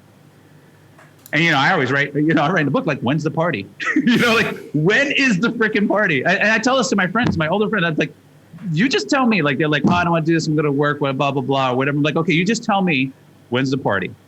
It's okay. It doesn't have to be today. You don't want it to be today. You just tell me when we're partying. You worked all your whole life. You keep working. Just tell me when the party is. And they're like, yeah, kind of. You kind of. You know what I mean? They kind of look at me like, tell me, is it 70? Let me know. I'll be there. Hopefully, I'll be there. I won't die. But like, you tell me when the party is. Yeah. And so.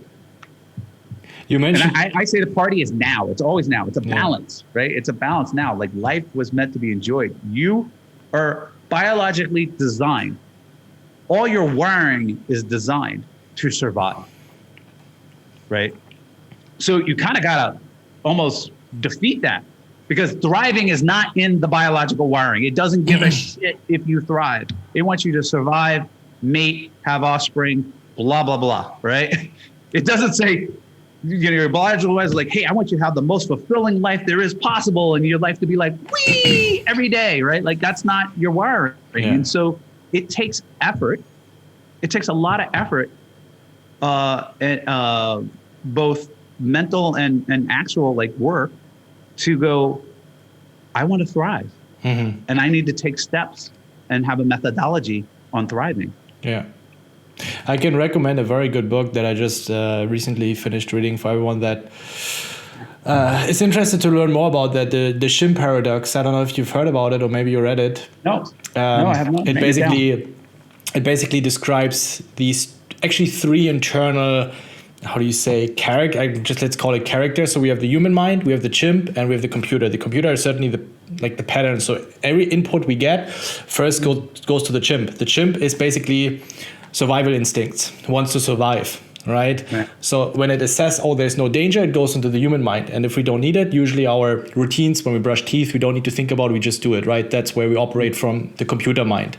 And it describes really well how strong the chimp is, like 4 or 5 or even 10 times stronger than the human mind. It reacts faster and takes all the input, the data, everything that we, the communication, all kind of things we perceive. And as you said, it only wants to survive. So that sometimes that's where then also anxiety and fears occur, because on the one side it's like, oh, we're afraid, right? That's the chimp talking. We want to survive. We're in the jungle.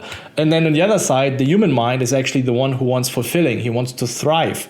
But the chimp is so strong. And if we're not aware of it, it's really a hard time to managing. It's a really good book. And yeah, I kind of like the thing. I mean, I definitely agree with that direction and probably the magnitude of what you're going there, because I have it too. It's like, oh shit, I want to survive. And a lot of people like running out of money is death. Yeah. So they're like, nope, no, I'm not doing anything. I'm not going anywhere near anything that equals that, right? Yeah. And so it takes work, and that survival instinct, it's on autopilot. Yeah. You don't need to turn it on. You were born with that, right? And you hone that. It auto gets better. Like touch hot stove, you're not touching it again, right? See somebody blow up in a car thing, I'm not doing that, right? And so it takes a massive override, right, to go into thrive mode.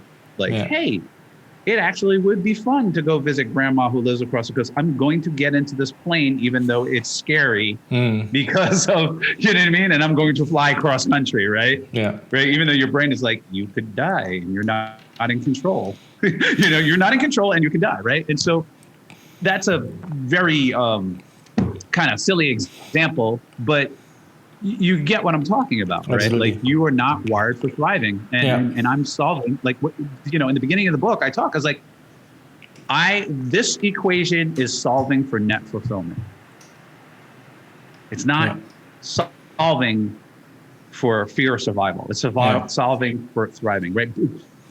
Survival is part of it, right? There's a big talking about your health and how much your health is an input on the biggest input on how much you enjoy any experience, right? It's an input, but what we're really solving for is net fulfillment. Yeah. If we would just put statistical likelihoods on what we are afraid of, let's say you're afraid of, dying in an airplane or running out of money or whatever, but then the things we put into our body, let's talk about nutrition, food, and not exercising, the way we treat our body, and just scale it, just weight it. What are the chances of getting certain diseases or not taking care of our mind, stress? I mean, I bet chances are way higher to die or get in a miserable situation because of that than, getting into an airplane or I've had many discussions about this. And the reason is, the kind of answer is like, well, why? But why? And I was talking with a friend, and he was saying, like, basically, humans are very good and are designed for immediate threats. Mm-hmm.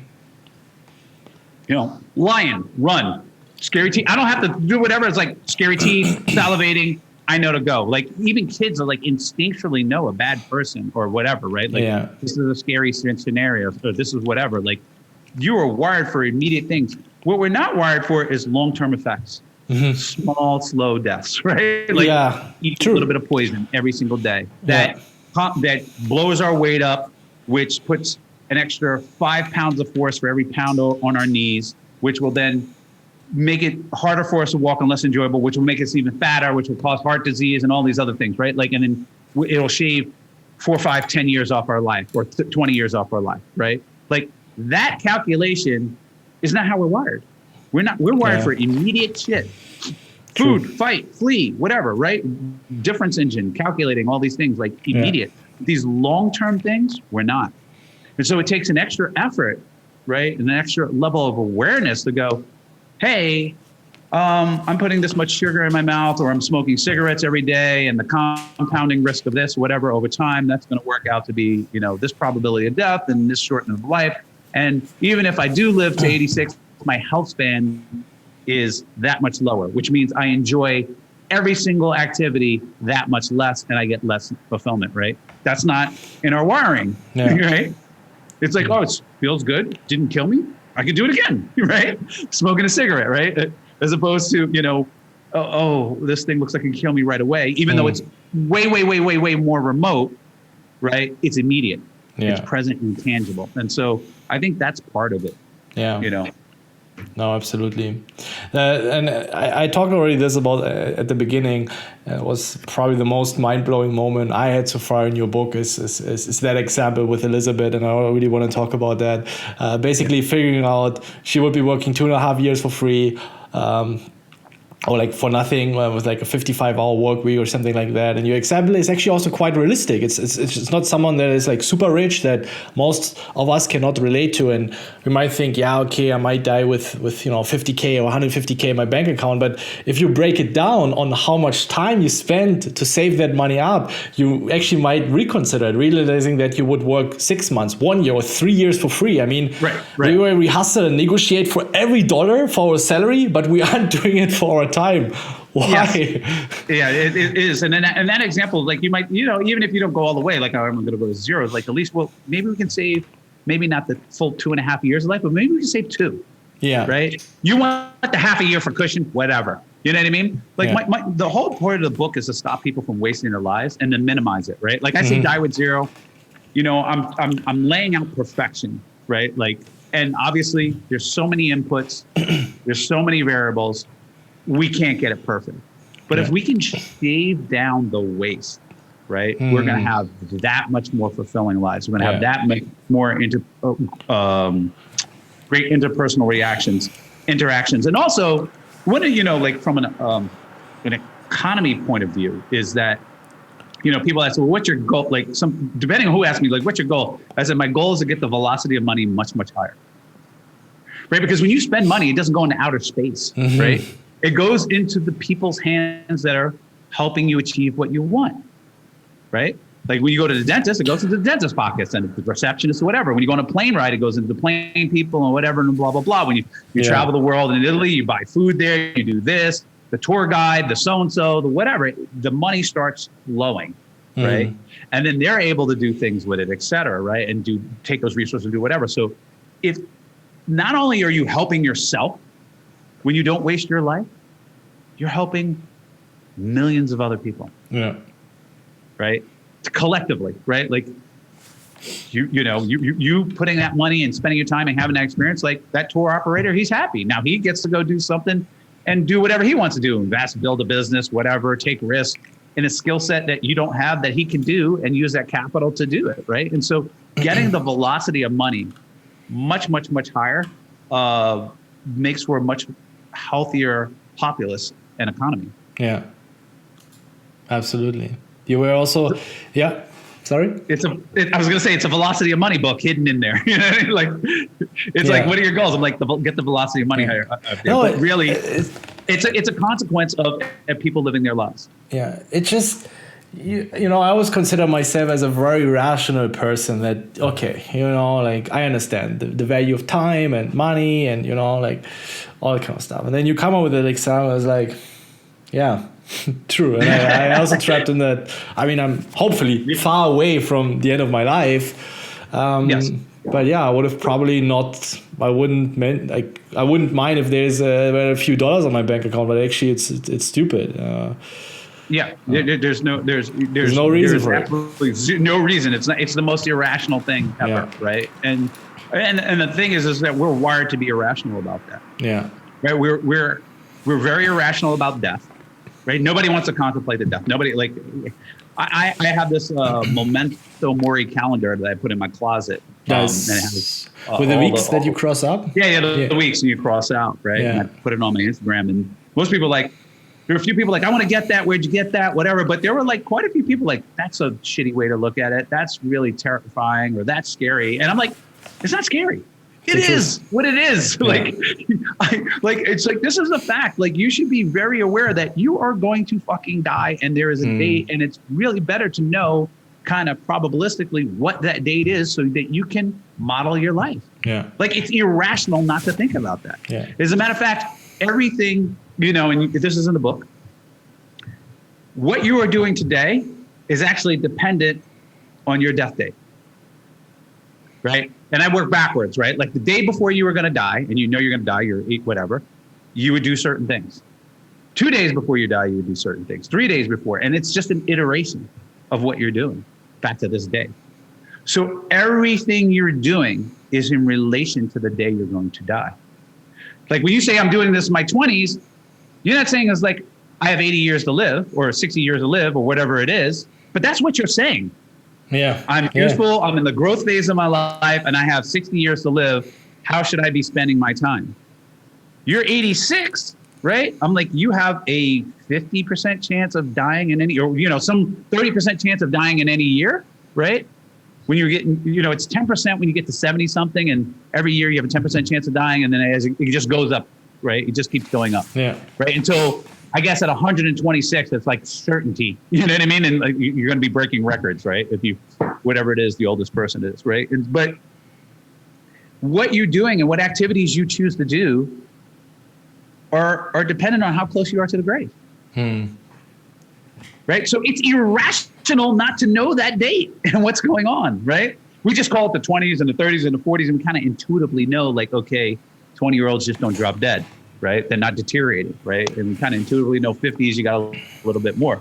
But really, 50s would mean nothing if you live to 500, right? Yeah. I would have a totally different fucking book if we lived to 500, right? It would still be a modeling book. It would just be a longer modeling, right? Like, right, but it's 86. That's kind of what you can hope for, right? You even have an app, right? You mentioned you have an app, and a countdown app. Yeah. So I have Final Countdown on my phone. The widget isn't. I'm going to pull it up right now. Like the widget isn't working. So it used to just sit on my front page. Every time I opened up my phone, it would be there. But now I have to go into it. But it's right there. You can see it. It has my death date. It counts down the weeks. You got it? So it's until 86. Yeah, so here? 35 years ago. February 2nd, 2056, 7 p.m. AST. Now, obviously, that's not going to be exact date. I might die sooner. Yeah. Might die a little later. But it's the model. I'm modeling. I'm on model. Like, so if I'm on model and I die tomorrow, I have no regrets. I was doing my best. I did my fucking best. I modeled my life. I thought about what I want. Had everything in the right bucket. And unfortunately, I got hit by a bus. The proverbial hit by a bus or whatever it is, right? Had a unforeseen heart attack or whatever, right?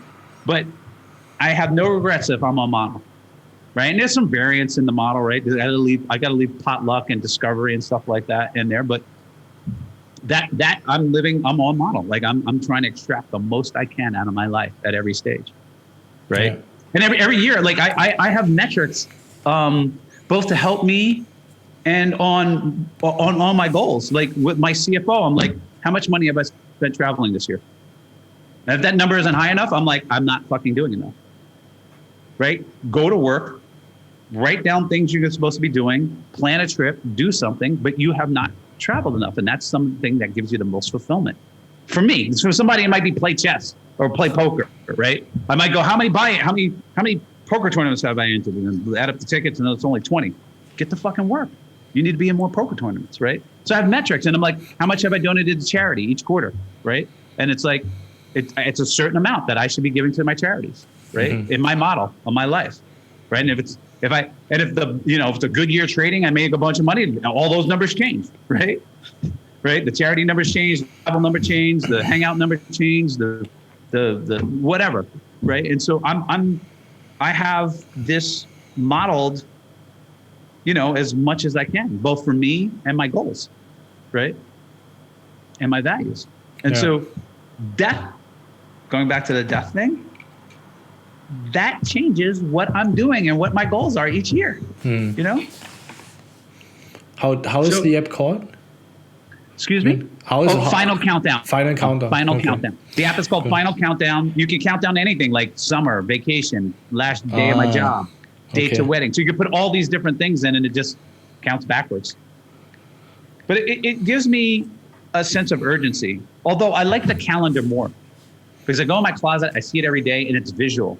And I realize that I learn and see things visually better. I get concepts better visually, right? So when I have this big thing in my life and these are the years I lived and this is how much I left, and I'm like, oh, wow. Okay. 2 weeks gone. Wow.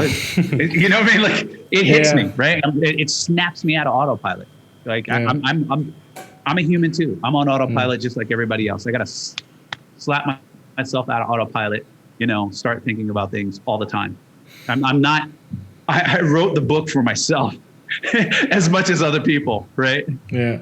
Things that I've been thinking about. I was actually wondering, I was like, okay, maybe it's a little bit too frustrating, you see death in front of your eyes every day. But if you think about it, I feel like actually what creates that frustration is probably the resistance. Like when you resist something, it persists and actually creates a lot of frustration. Yeah. But, if you just, I'm going to die, it might be 75, might be 92, might be 83, so be it. But here it is. Okay, let's get shit done. Let's enjoy life and let's get things going. And it's probably going to have some positive side effects. I've been honing all the medical information, whatever, to get kind of like a fairly accurate immediate number, right, for me. And for yourself? So you went to a doctor? Okay. Yeah, doctors. And one time the insurance agent actually gave me what they calculated by mistake. They normally won't tell you because they just want to make money, but they were like, here it is. Because then you can go back and be like, wait, what's my insurance premium? What am I paying? What's the rate of return? And you can be like, what? You're ripping me off. I can be my own insurance agent. I don't. Do you want to share it? What's that? Well, do you want to share it? No, it was 86 point something, right? Mm-hmm. It was 86 point something they gave me at the time, right? And but usually they don't share that. No, they don't share that. Oh. They won't share it. Okay. I called to ask. I had my CFO call to ask. The lady who answered the phone mistakenly gave me the piece of information. I had another. I went and called and checked it back, and they're like, "We don't give that out. She wasn't supposed to give that to you." So they don't. There are all kinds of actuarial calendar tools online that you can put in and do things, and there's even a better test if you can afford it. There's one where they do a genetic test and they measure your telomeres and the oxidation on your cells, and that is like hyper accurate to when you're going to die. Oh wow! It's like it's very, very accurate. Not for like your getting hit by a bus but just kind of the natural, your cells will stop dividing, and then when organ failure will start to happen for you, right? Because your organs will fail, and then the system just falls apart, and you're gone, right? And so, for me, it's liberating. Right. Like when, and I say this in the book, we have an example of like a study, and it's not like the exhaustive study, but like when you know something is going to end, you tend to enjoy it more. Right. You get off autopilot, you pay attention to it. You know what I mean? And so for me, it's liberating. It's also like, I say it kind of comically all the time. Like something will happen, I'm mad at somebody, whatever, and you forgive them. What does it matter? We're all going to die. You know what I mean? Like, it's like, what does it matter? We're all going to die. Like, we're going to die. Let's just have some fun. You know what I mean? Like, yeah, true. To me, it's very liberating. It's like, dude, you have nothing to lose. You're going to die. Today, plus 100 years, all you guys are going to be dead. Everybody listening to this in the next week, whatever, right? So, get what you can out of it, right? Yeah. Enjoy the ride. Yeah. So to me, it's eye-opening. It motivates me. It's liberating. The only spooky part about it for me when I contemplate it is like, okay, what are those last hours going to be like? You know what I mean? Like that's the only spooky thing. But aside from that, to me, it's very liberating. What do you think happens afterwards? I mean, I am a religious person. Mm-hmm. I don't know. I mean, I am. It's something I think about frequently.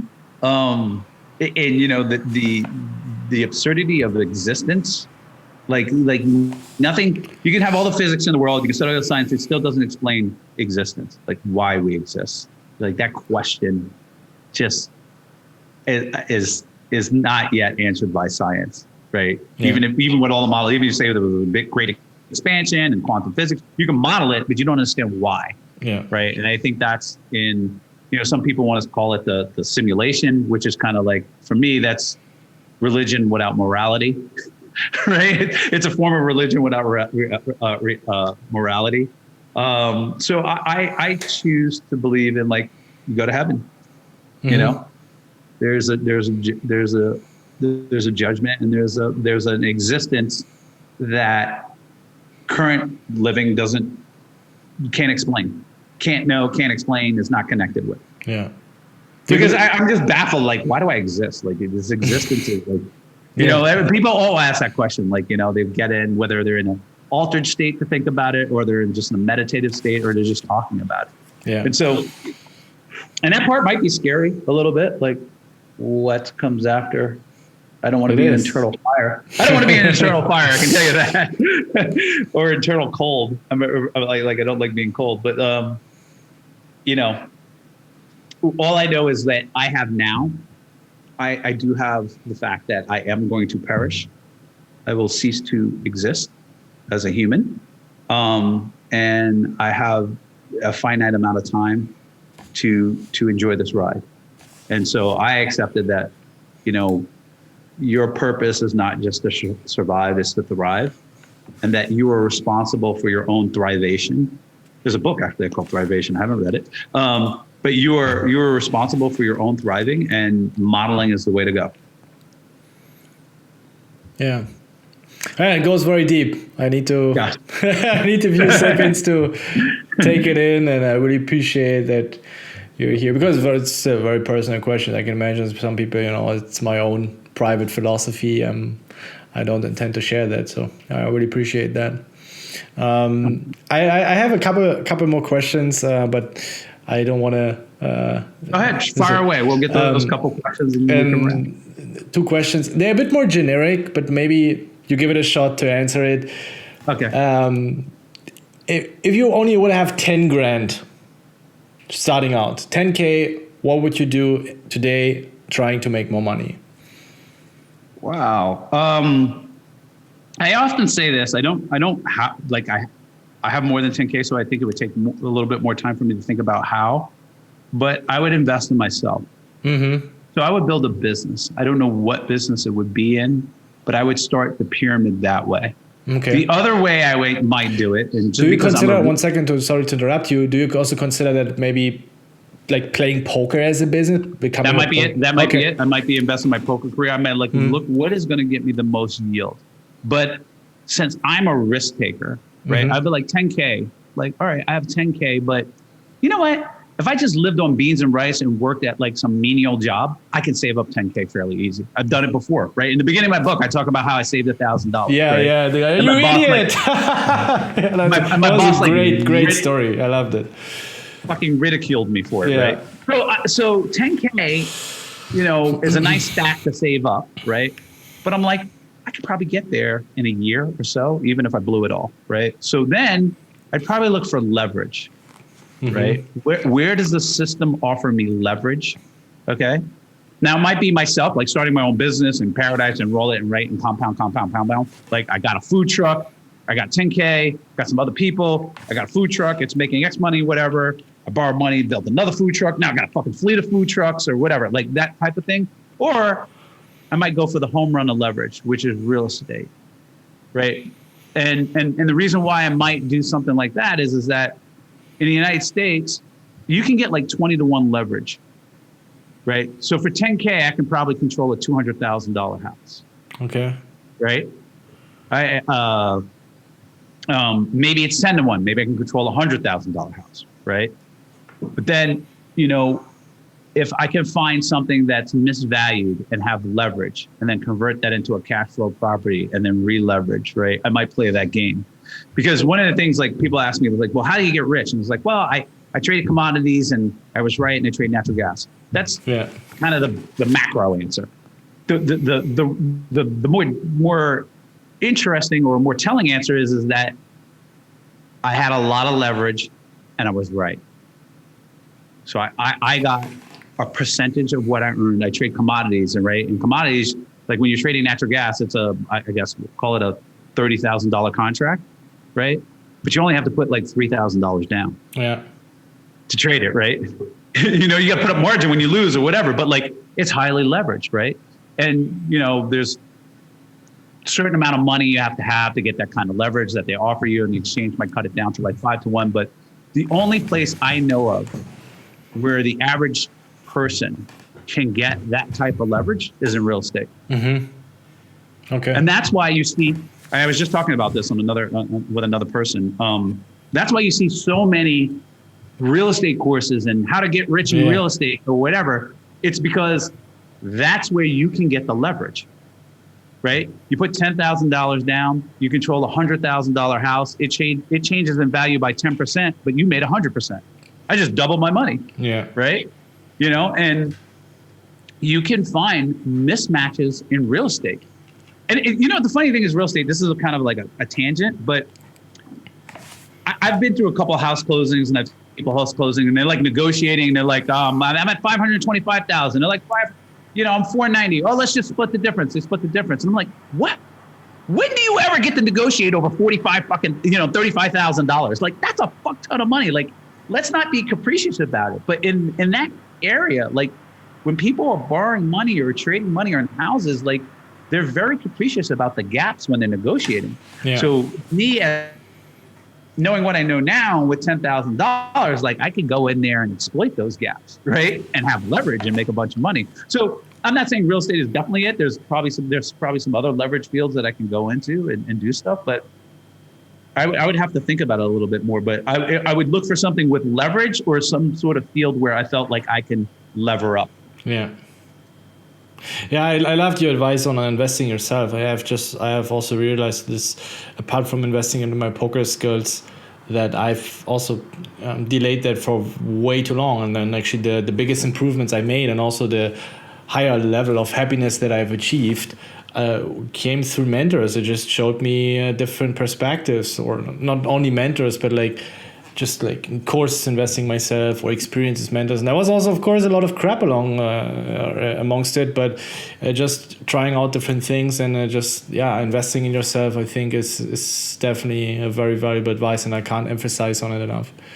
Yeah, I don't want to miss out on leverage. Like even if I was like a very great poker player, probably would be something a little bit more leverage than that. Because even great poker players, it's an hourly wage. Yeah. Right? Like if you're grinding and you're like a 10 big blinds per 100 favorite, you're just an hourly worker. Yeah. Right? Like it's a great hourly worker and it may be something you love, then I would do that, right? But like if it's not something I absolutely love and I'm just in it for the money, I'm like, I want the leverage. I don't want 10 big blinds per hour. I want fucking a gazillion big blinds per hour. Like I want to shoot the moon, right? Yeah. Like, $10,000, if you're broke, it's going to change your life. But if you're just like kind of earning, you can make $50,000, $40,000 a year, it's really not going to change your life that much. Yeah. It'll change an experience. If you convert it into an experience, that can change your life or whatever, right? But like, I can really, really lever that up and smash the ball out of the park, right? Yeah. And that's my personality. I'm a risk taker. I believe in taking a lot of risk, and that's where I would go with it. Yeah. Is finding a field with leverage or investing myself in a business that I can do a lever up. So maybe if I were you, a wizard of poker players, I'd be like, you know what? Maybe I should invest in a whole bunch of other people and take a rake. So while I'm sleeping, they're grinding, making me money. Yeah. Yeah. So I'm out at the club, getting it on, glow sticking. That's why I created courses. Exactly. Right. Like you're levering up, right? You're taking your knowledge and levering up, right? Like your courses, it's the internet. It's unlimited, right? You're leveraging the internet, right? Yeah. To take your knowledge and leverage your knowledge. So that's a levered way of making money. Yeah. Right. Teaching people this. So that's the thing I'd be looking for is how do I get leverage? Yeah. For me, it was also more because as a poker player, you're also dependent on the poker sites, and we've seen how easily bad things can happen, your money being frozen or your accounts being frozen. So it's just something for me. I kind of don't necessarily want to be dependent on the poker sites. I want to have something outside of it. And for me, it's just my plan, or let's say my modeling. A big factor of my happiness comes with not being dependent on certain. I mean, you still depend on the government. They can still fuck up things. You can't be entirely free, I would say. Yeah. So even with a poker school as we have, so even if, I don't know, the rake is too high and people can't beat the games or whatever, and I might not be able to be prof in my games anymore, as it happened with Supernova Elite with Poker Stars, where I had to abandon or I had to retire from certain goals. And I realized, wow, I'm actually so dependent. So that's where I also pushed it harder with my poker school.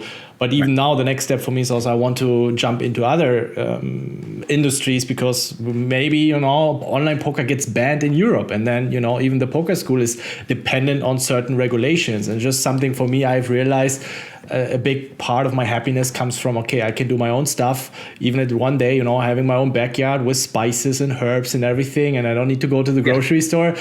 I realized this just means a lot to me, and I'm working for it. So, yeah, I mean, going back to your poker question, like a lot of people like, well, why would I get good at poker early in life, right?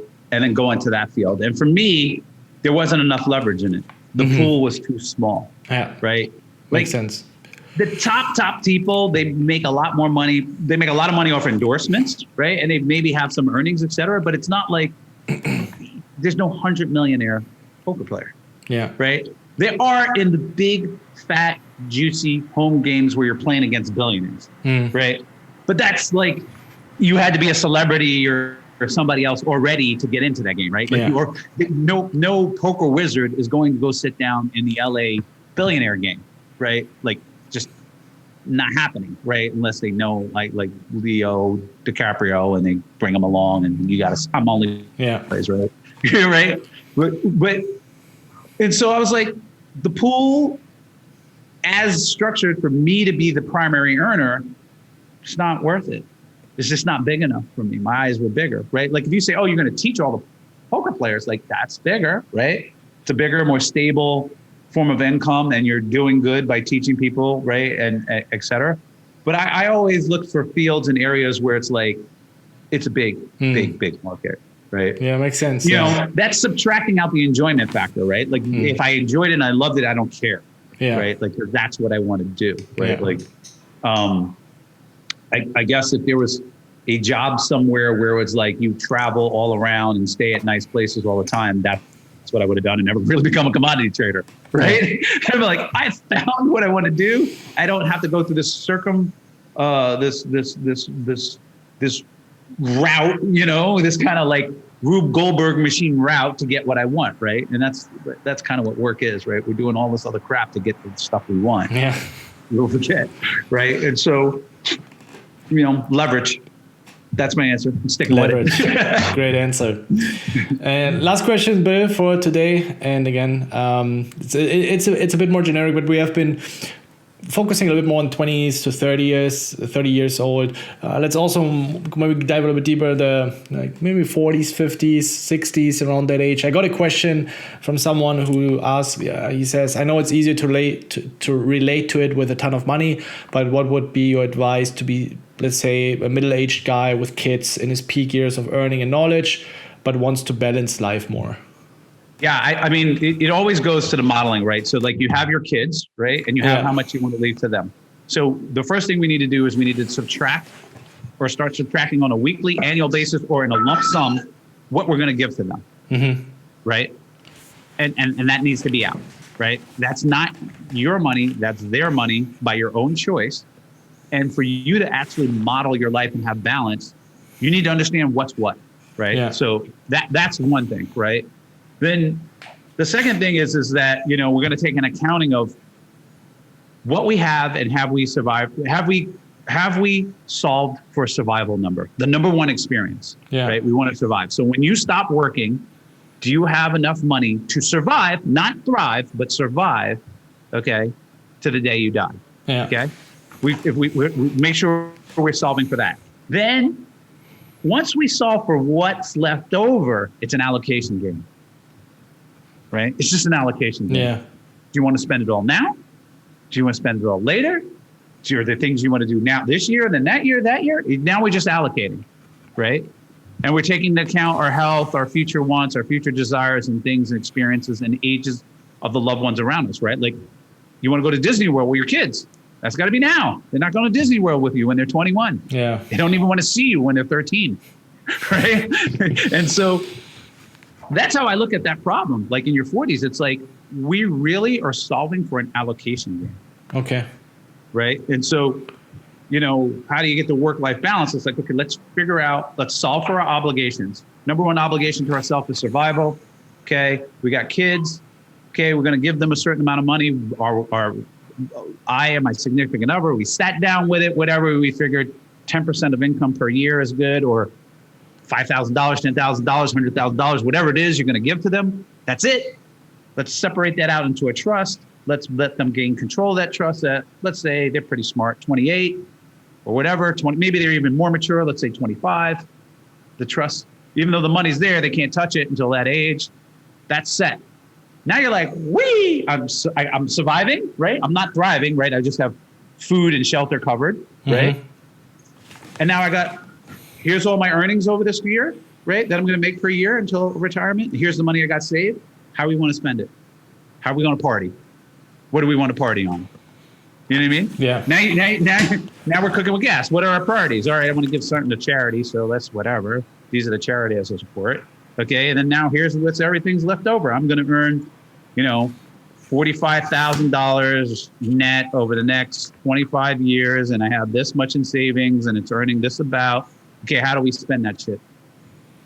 From now to the grave. How do we allocate it? Very practical. And that's going to be different for every person, and that's kind of the book, right? That's kind of the book. Like you solve for the first experience, survival, because I can't get that out of people's heads, right? Like, you're going to survive, right? We want to survive at 65 from the day when we no longer have any income, right? And you need to include your safety nets, right? If you live in Germany and there's a Social Security, or in the United States we have Social Security, that goes into it, right? Where you live goes into it. Like if you live in Iowa City, Iowa versus Jersey City, New Jersey, there's a different survival number, right? Yeah, of course. And maybe you have the ability to move to someplace cheaper, so your survival number can be cheaper, so you can spend more money, now and have fun, right? So then it's just, what do you want? It's really about time bucketing your life and throwing in the activities. And then maybe you're throwing the activity and be like, I don't have enough money. I need to go. It's worth it for me to go work overtime for the next year in order to do this fun thing that I want to do at 55. Yeah. Or maybe it's like, I got a shit ton of money and I don't even have enough activities in this bucket to spend what I already have. Yeah. Which is what most people of means will find out. Is when they sit down and think and remove the clutter and the experiences they want to have, they're going to have an overflow. Yeah, they're going to have to start thinking of things, right? They're going to realize, wow, we still have a huge cushion here that we're already surviving. Like, what are we doing? Yeah. And so even though you might still have this cushion or whatever, being deliberate about it, like, you're not going to work it down to perfect zero and every dollar is spent on an experience and you have it all down. There's going to be some potluck and like, well, I want to have at least this cushion. All right, we want to have this 2-month cushion, or we have whatever. But you're gonna shrink the waste. You're going to shrink the waste. You're going to be deliberate, and you're going to have great conversations with yourself and with your significant other. Great conversations about, what do we prioritize? What are the things we like? What experiences do we want to have? When do we want to have them? Like, these are discussions people should be having anyway, right? But this exercise will force you to have them. Yeah. And so, in part of marketing the book, I've had Amazon Turks reach out to bookstagrammers, right? We created this thing called Outreach with Die with Zero, and they give a copy of the book in exchange for an honest review. And what I'm noticing in a lot of the reviews, especially the ones with significant others, is that this has sparked a lot of interesting conversations with my spouse. This has done X, Y, and Z. This is whatever. This is reprioritized whatever. This has shifted our thinking about whatever. And so even if you disagree, like, you're having very valuable conversations about the most valuable thing to you, your fucking life, the hours of your life. And so that's what's going to happen for the 40-year-old. That's what should be happening for the 40-year-old. They should be getting a piece of paper out, looking at resources, what they're going to give to the kids, what's left over, solving some number, and be like, okay, from 40 to 65, we have this total income after tax, and this is what we got in savings. Okay, let's start dropping it down and spending it. Okay, let's keep some of it, because there are some activities I want to do than just survive after 65. So let's throw some of this here and here. And 75, I want to go on a cruise, that costs this much money, and blah, blah, blah. And then you kind of got that nailed into the grave, and then you got your kids taken care of. And then now you're like, okay, how are we going to sprinkle the rest of the money? Right? So 40, whether it's 20 years of work at, $900,000 plus some earnings in there with some conservative earnings. So we got $1.1 million of shit to spend on. Well, we know how much is rent and blah, blah, blah. So our discretionary income over this period is, I don't know, $500,000 or $600,000, whatever the number is, right? Yeah. So it's discretionary. It's up to us. What do we want to do, wife? You know what I mean? What do we want to do, husband? Yeah. Most people, when you first ask that question, the answer is, I don't know. Which is concerning. But it's concerning, but it's a start. Yeah. We're all going to start with I don't know, because we've all been programmed to just go earn, and try and make the number. Absolutely. And I'm trying to make your life as big as possible. Yeah. I mean, it's concerning in terms of that if we're being asked about, okay, how do we want to enjoy life, or how do we want to find more fulfillment in our life? We're like, I don't know, which should actually be the focus in life, right? But we're so hesitant about it. Like in the Matrix, like you start, it's like it reduce you to a battery. Yeah. That's what everybody's being, just a battery. They just go ahead, keep working, work your life off, waste your whole life, make me rich. Don't spend that money. Yeah, we're giving you the money, but you're never going to spend it. We're going to get it fucking back. Right? Yeah. It's going straight to the government. It's like you are a battery. Keep fucking slaving away. You know? Yeah. It's like, stop the insanity. Yeah. Strong words to wrap it up. Thank you so much for taking the time. It was a real pleasure. It's going to be very exciting for a lot of our viewers to watch that epic podcast. Thank you so much. Yeah, thanks for having me. I hope people get value. What gives me joy is giving people value. So there is very much a hedonistic thing in me blathering about this, and I hope everybody gets a lot of value out of this. I'm pretty sure they will. So once again, thank you so much. Best of luck in the heads-up battle. Hope you will have the luck on your side. I'm pretty sure with your dedication that you're also going to learn a few more concepts that will help you to make a closer battle. Yes. Is it going close the gap and then probably pass them? That's what I want to do. Exactly. Is it going to be streamed online? Which platform you're going to be playing, by the way? So the first match we want to do live. We want to do the first 300 hand live. We want to entertain people as well, right? You guys want to see blood. We want to give you the fight, right? So we're going to try and do the live, first. Okay. Cool. The first 300 hands live. We're going to try and do that. We're talking with Poker Go about setting that up. And then we're definitely talking about like how many times we can stream it, on a delay with hands up, People really enjoyed when I was playing Phil Golf on, and I got on the phone call and we were talking. Yeah, that was epic. The big boards, and you're like, oh, what have we got here? So, I mean, I want to give the people value for the time, for paying attention. And Landon does too. So we're going to try and make it as fun as possible. Yeah. Right. Looking forward. I'm excited. Right. Thanks. All right, then. Thank you again. Thank you. See you.